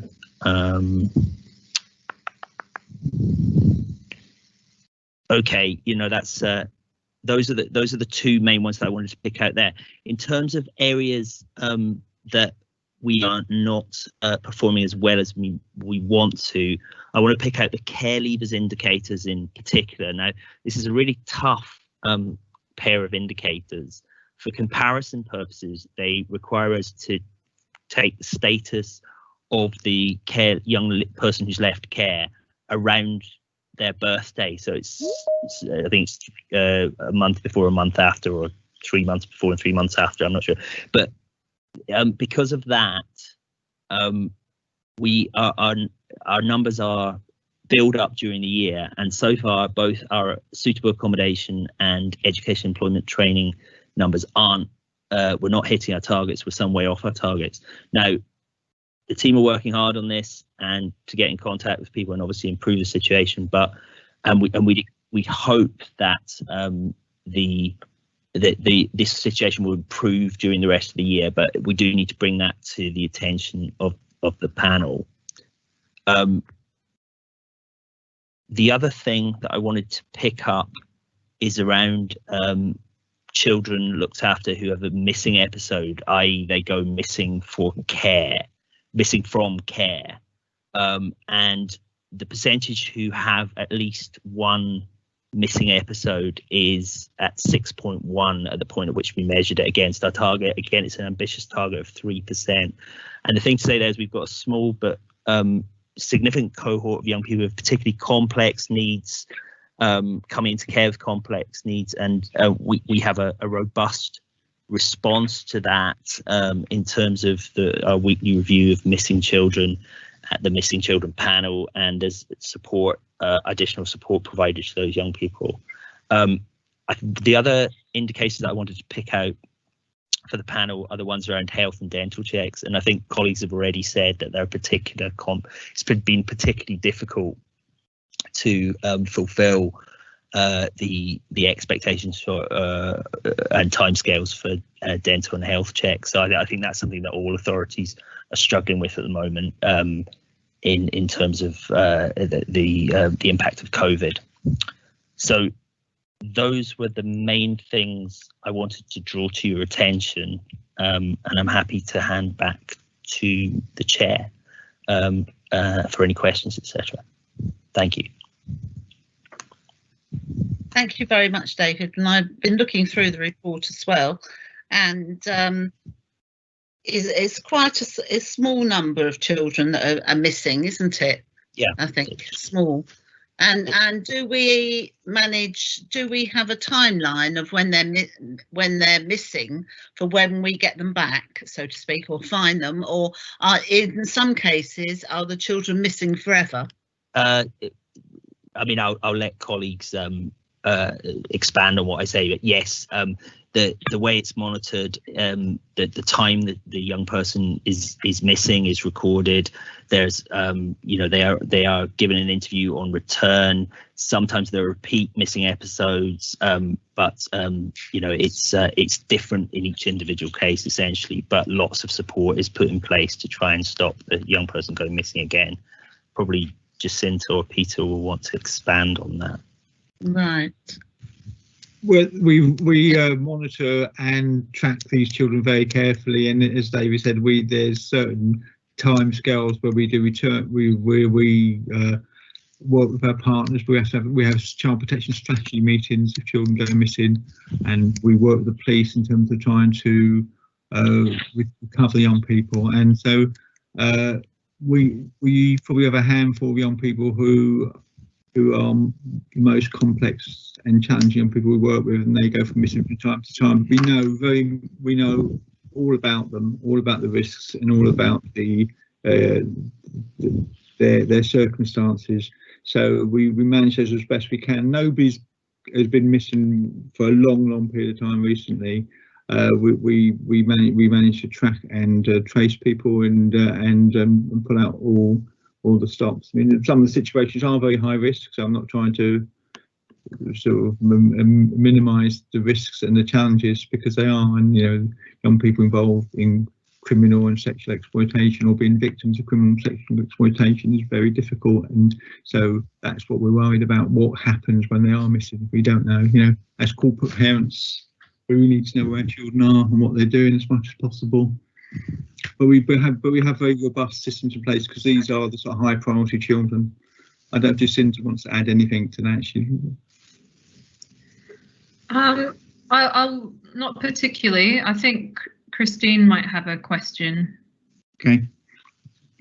Christine, to you. I didn't have a question. I was just an empty hand today. No, I did have my hand, but it wasn't a question so much.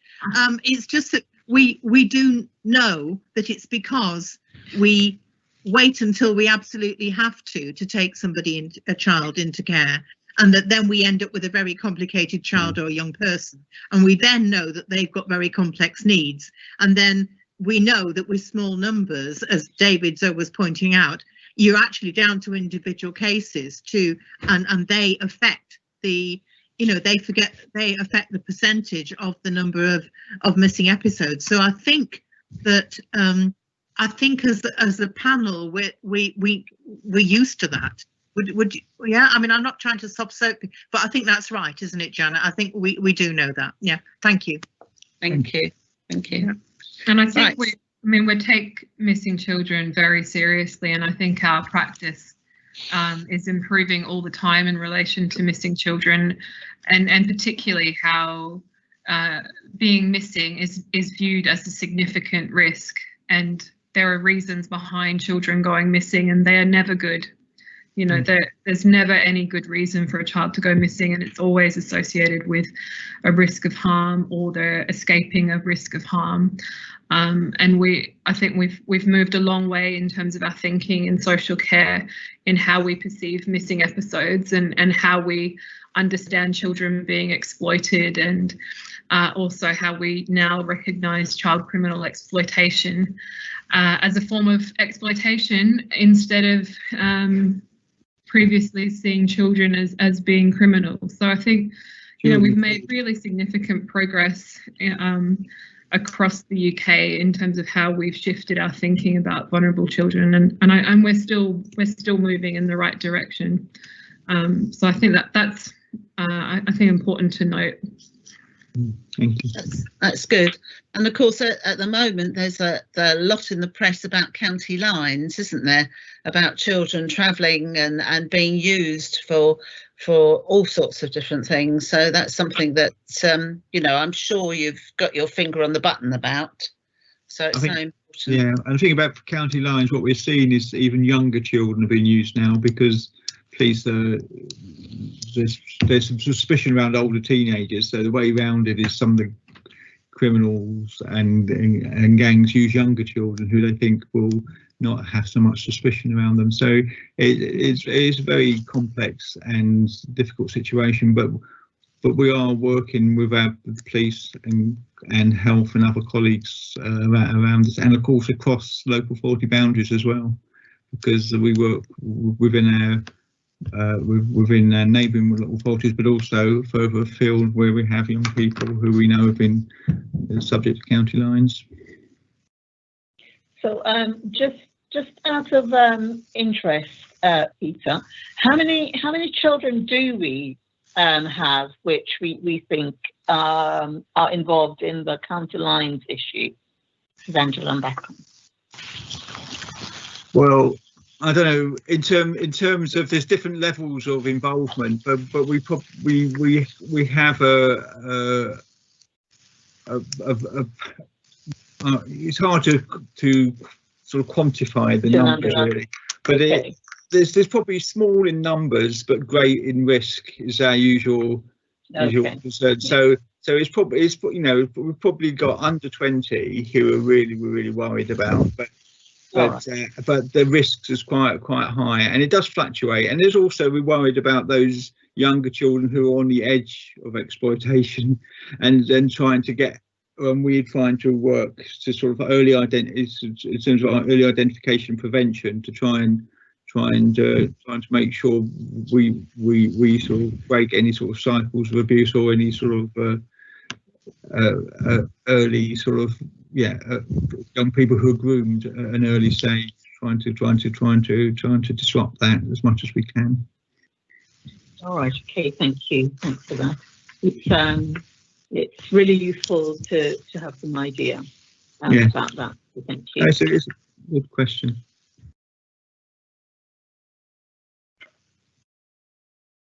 Because I'm quite concerned over the dental checks and the health checks, because I do know that with the dentist it's so very difficult at the moment. When you do get a dental appointment, it's very limited over what they can do to do the checks, and also with the health checks, I wondered how COVID has affected that as well. Can I answer that as Deborah? The dental checks are a real issue. We are experiencing a lot of foster carers are experiencing a lot of difficulties registering children with dentists and getting them, as you so rightly say. Dentists are at best back to 50% of their capacity at the moment.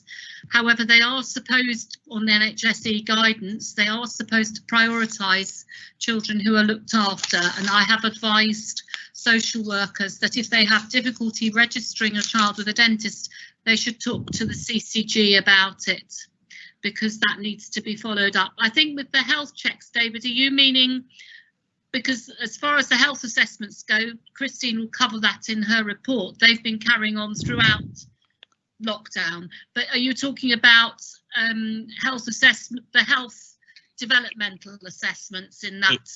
Because that's the criteria you report on, isn't it? Yeah, it's the 1 year. It's the annual health check.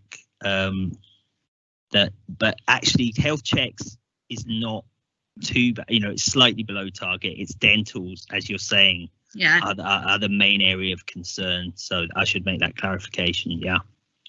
Because also opticians are another area where obviously they've just come back. But that had dropped right off because during lockdown it wasn't possible to make optician appointments. Yeah. So thank you. Thanks. Lovely, thank you very much. So we go. Are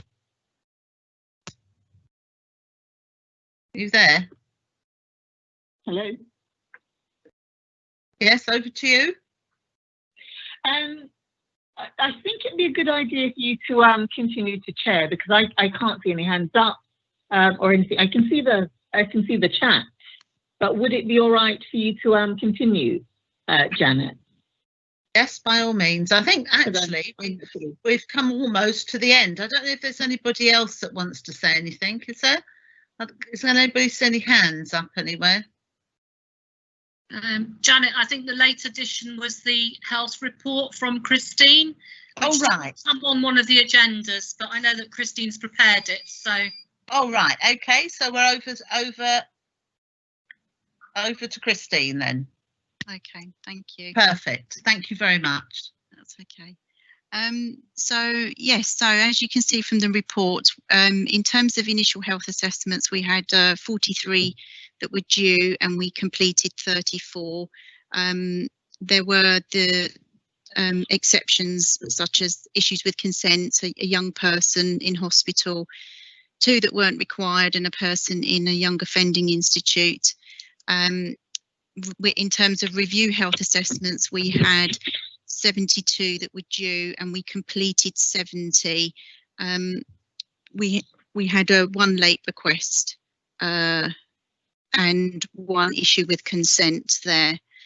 In terms of staffing, just prior to COVID, the GP with specialist interest unfortunately resigned due to personal circumstances, and we did go out to recruit but weren't able to fill the post.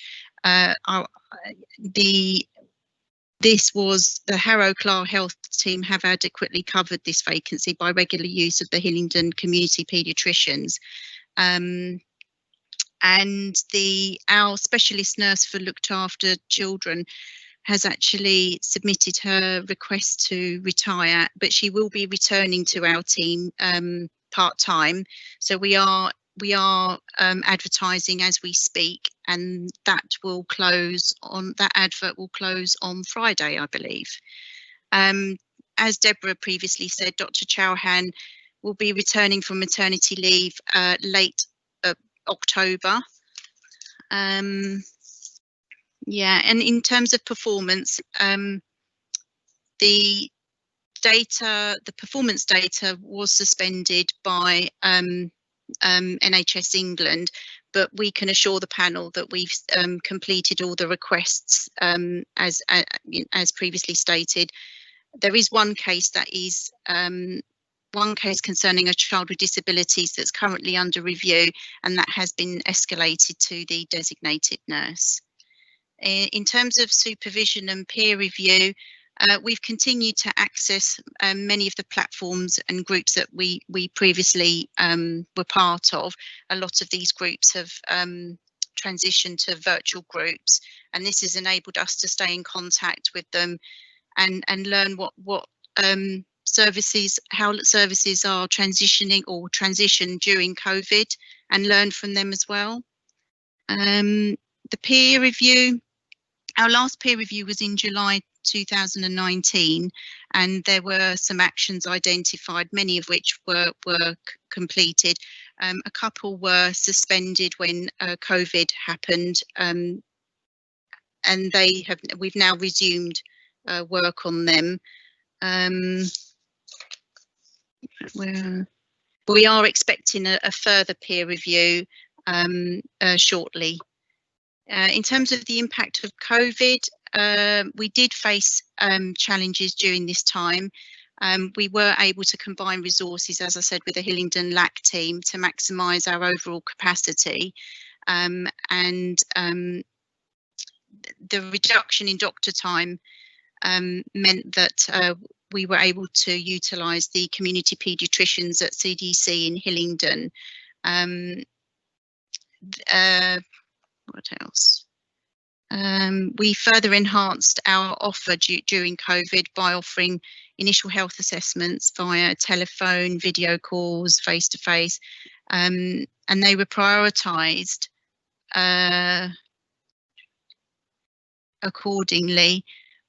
We also developed a waiting list, so we've been able to keep track of all the young people that we've seen, whether it's telephone call, virtual or face-to-face, and we can review those young people and decide whether we need to bring them in earlier than planned, or if they didn't receive a face-to-face initially, they can be prioritised for a face-to-face now that the clinics have restarted. We completed, where am I up to? the review health assessments and the initial health assessments, we used a RAG tool to identify vulnerable young children, including those that were in care homes or any identified by social workers, and prioritise their health assessments. Yeah. During the lockdown period, the health assessments for young people placed out of borough were requested from the area in which the CLA was placed, and where the placing area was not able to complete these health assessments due to their redeployment of members of the team, we undertook those health assessments within our team. In terms of issues contributing to the overall performance, sorry, my computer's about to go to sleep.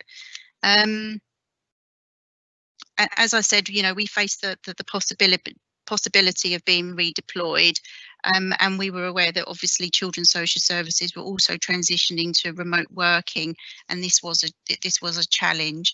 But we did remain in contact with the head of Children's Services, and in particular the CLA and the US team were very good at staying in touch with us and highlighting young people that they were concerned about. We were able to contact young people or families who we knew or were aware that were shielding. This included contacting semi-independent placements and carers, particularly any young people that had gone missing and had returned, those that were at risk of CCE or CSE, and those that young people that we were aware that were known to the MACE panel. Yeah, in terms of meetings, we've introduced a weekly virtual drop-in session so that social workers can contact us and discuss with us any cases that they're concerned about. And initially, there was a good uptake with this, and this is tailed off. So what we're trying to do to sort of raise our profile is to attend these social workers team meetings, so that they're aware that we're still here, they can still contact us. It doesn't just have to be via the virtual drop-in, they can still contact us in the normal way by just calling us, but it's just to remind them that we're still here. We have, you know, we're back doing health assessments, we haven't gone away from doing them. We've also resumed the fortnightly monitoring meeting with the local authority, so we're constantly in discussions with them about any young people that are potentially about to breach, so that we can do everything possible to try and avoid that happening. And as Sarah said, we've also resumed the meetings with CAMS, Harrow Horizons, Forensic CAMS, to look at how we can develop services so that there's a seamless process for identifying young people who are receiving mental health and wellbeing support. We also attended the IRO team meetings, and we made them aware that we were available to attend any LAC reviews regarding children that have complex issues or that they were just particularly concerned about. So that's been very good. The fostering panel, as Christine mentioned, was, well, it was I think the first month it was actually temporarily suspended, but that resumed very quickly via the telephone, and we've since progressed to virtual, which is much better. The CLA health team has also continued to attend the MACE meetings throughout this period.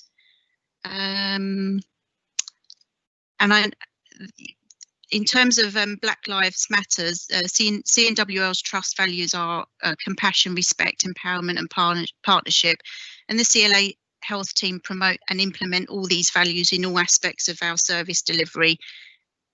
We also have a staff network that work in partnership with the trust to meet statutory duties regarding race equality and helping remove barriers that Black and minority ethnic staff face in recruitment, development and promotion. And just a very short feedback from some service users. A lot of young people said that they found that the telephone assessments were very good, and I think we found that a lot of young people shared things that they wouldn't have normally shared had it been a face-to-face contact. That doesn't undermine the value of obviously face-to-face, but I think it complements, you know, what we provide, and it's been very beneficial. I don't know if I think if I can hand over back to Janet, I don't know if there's any questions. Can I just make a comment that actually the telephone health assessments have been particularly successful? For example, I talked to one 17-year-old young man who talked all about his sexual health problems. There's no way he would have done that with a lady of my age face to face. So, but it has been very positive with working together between the teams. We prioritised initial health assessments, as Christine shared, and we used that. We also looked at them in terms of when they came in, where they were placed, and I think, Christine, maybe you missed over the out of borough ones, because obviously it wasn't just it wasn't just us in Hillingdon and Harrow, or Harrow and Hillingdon, who had suffered from redeployment, but health services all around the UK. NHS England did prioritise looked after children health assessments along with child protection medicals as being essential services that should keep running, but many teams around the country were, notwithstanding that, redeployed. So we actually Harrow team undertook health assessments for children placed further than 20 miles away, where the local team couldn't do them.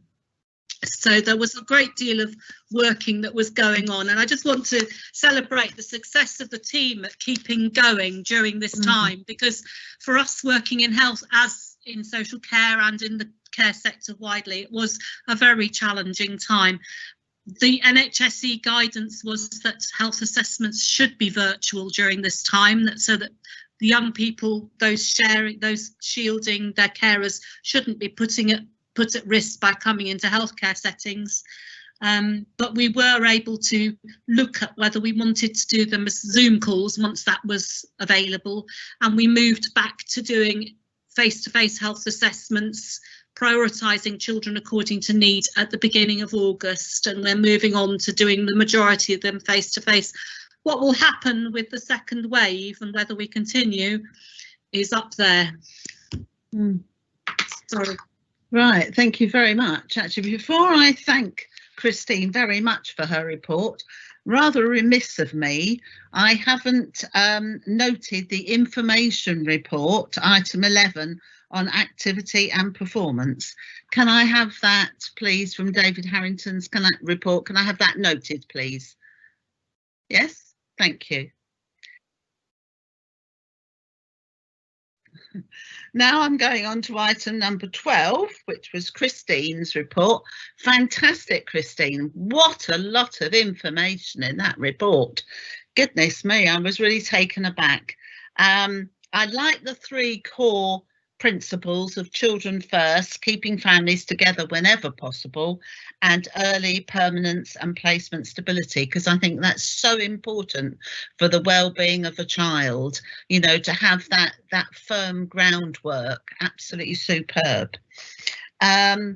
And amazing in the time of COVID to have I wrote this down, video, face-to-face, telephone calls, and also you've got a waiting list now, and you've resumed all your meetings, which is absolutely superb. And I'm delighted with the health assessments as well, what you mentioned. I was quite amazed actually over the telephone assessment with the youngsters. That was quite amazing actually, and to think, but actually probably for a youngster, it probably was quite a way out of not a face-to-face, whereas very often if you get adults tend to relate face-to-face and whatever, but if you're a youngster, obviously you don't feel so intimidated when you've got the other person next to you. So I think that was really amazing, absolutely super. And it was a absolutely very, very interesting report, absolutely super, and so much hard work has gone into it as well. And I mean, when I think of the COVID time and how we've all had to adapt on it and everything, and I mean, Zoom for me always used to be a nice lolly, and when I see everybody up on Teams, it reminds me you know, of the Muppet Show. I mean, I don't know many of you if you ever remember the Muppet Show, but you know when you used to get all the little pictures up and all of this.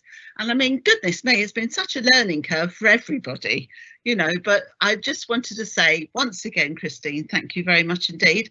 And before we note your report, I don't know if anybody would like to say anything. Have I got any hands up anywhere?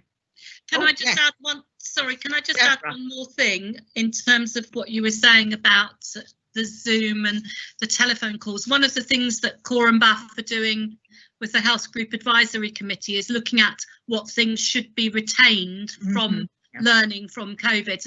And obviously IT and meetings like this is one of the things that everybody wants to retain some aspect of, because attendance at meetings has been seen to be much better.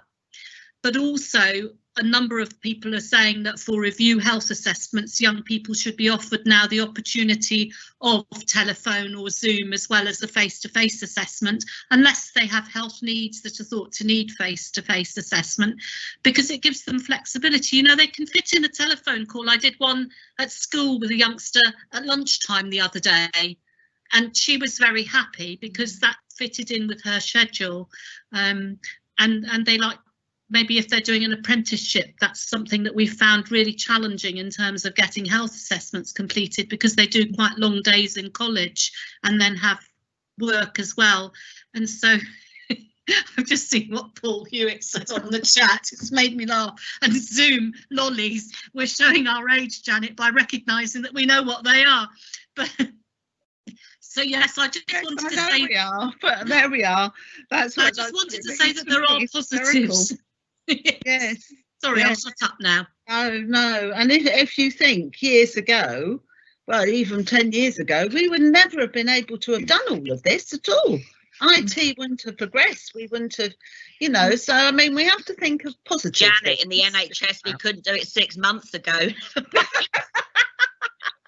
To be honest, I'll put my hands up in the NHS.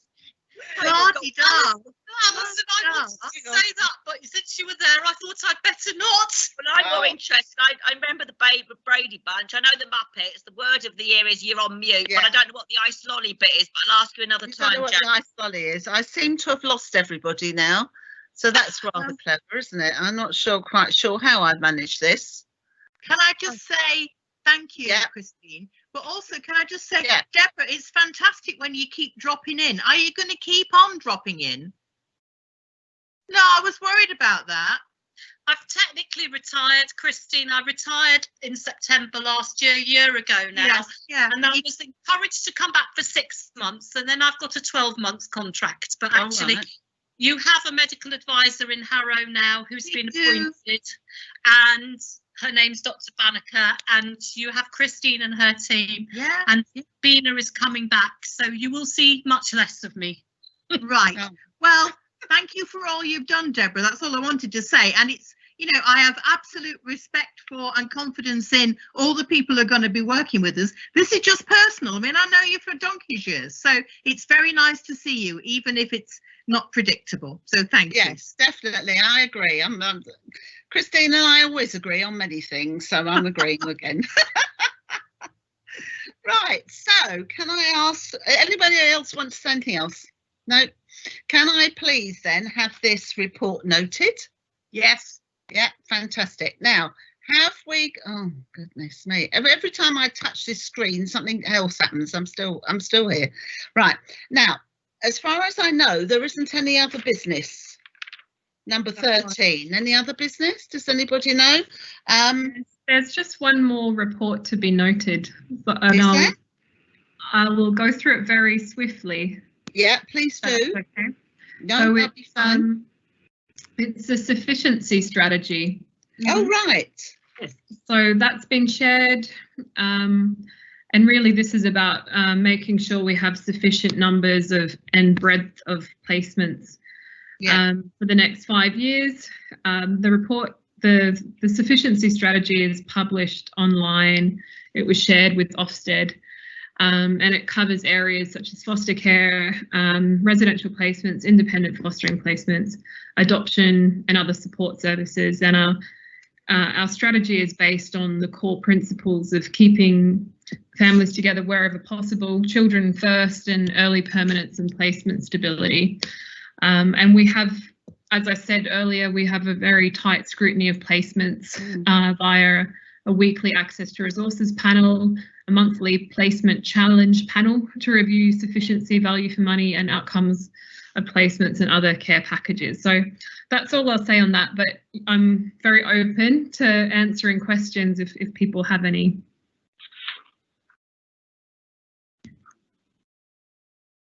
Do we have any questions? Anybody? No? No? No, it's a good report.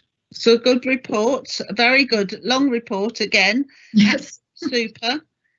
And again, as I said, I've already mentioned about the cause that we had with the Children First, which is so important, and keeping families together whenever possible, and early permanence and placement stability. And I think those run through everything that we do, because it's so important to have that sort of groundwork for children. So important.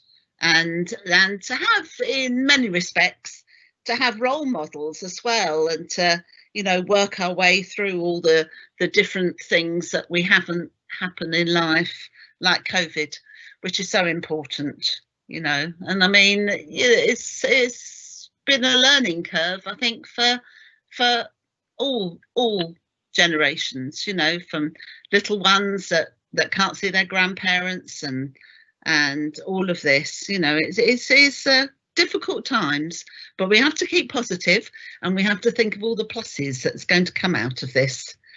I'll have to make a list one day.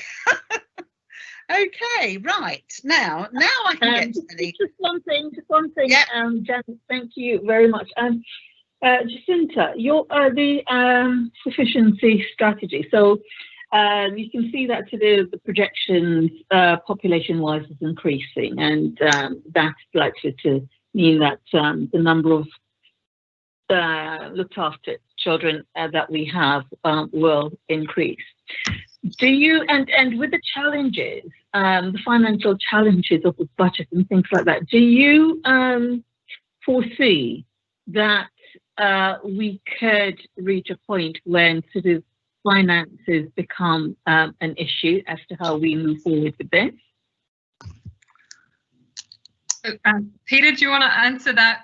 Well, finance are always an issue, Angela. I mean, and I think it is a challenge, and I think that's why we want to make sure that we have the evidence that when we present to councillors about what we're managing in terms of resources and resource management, that we can show you the evidence that we're doing everything we can robustly and based on children's needs.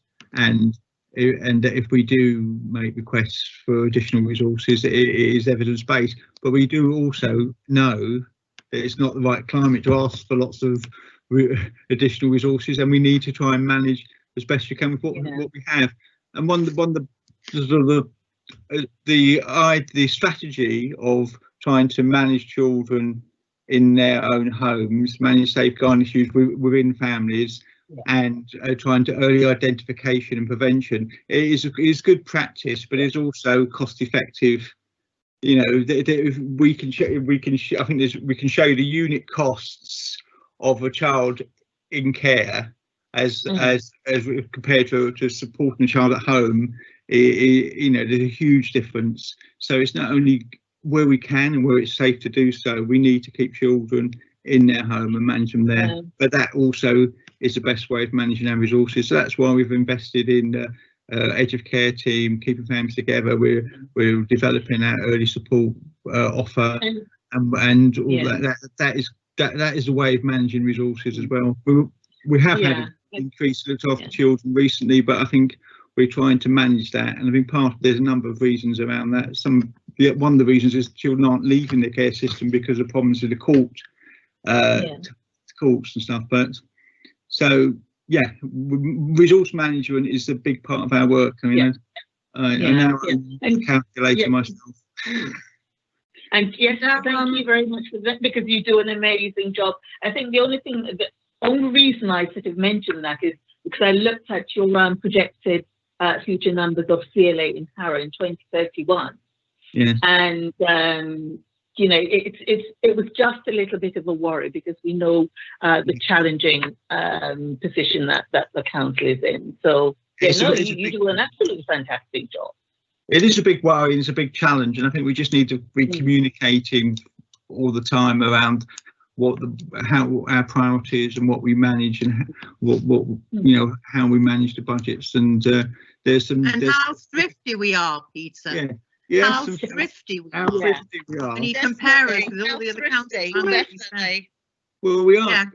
In terms of the unit costs in Harrow per child are the second lowest in London overall, and the lowest in terms of looked after children. So, you know, we've got the evidence to show that we are managing.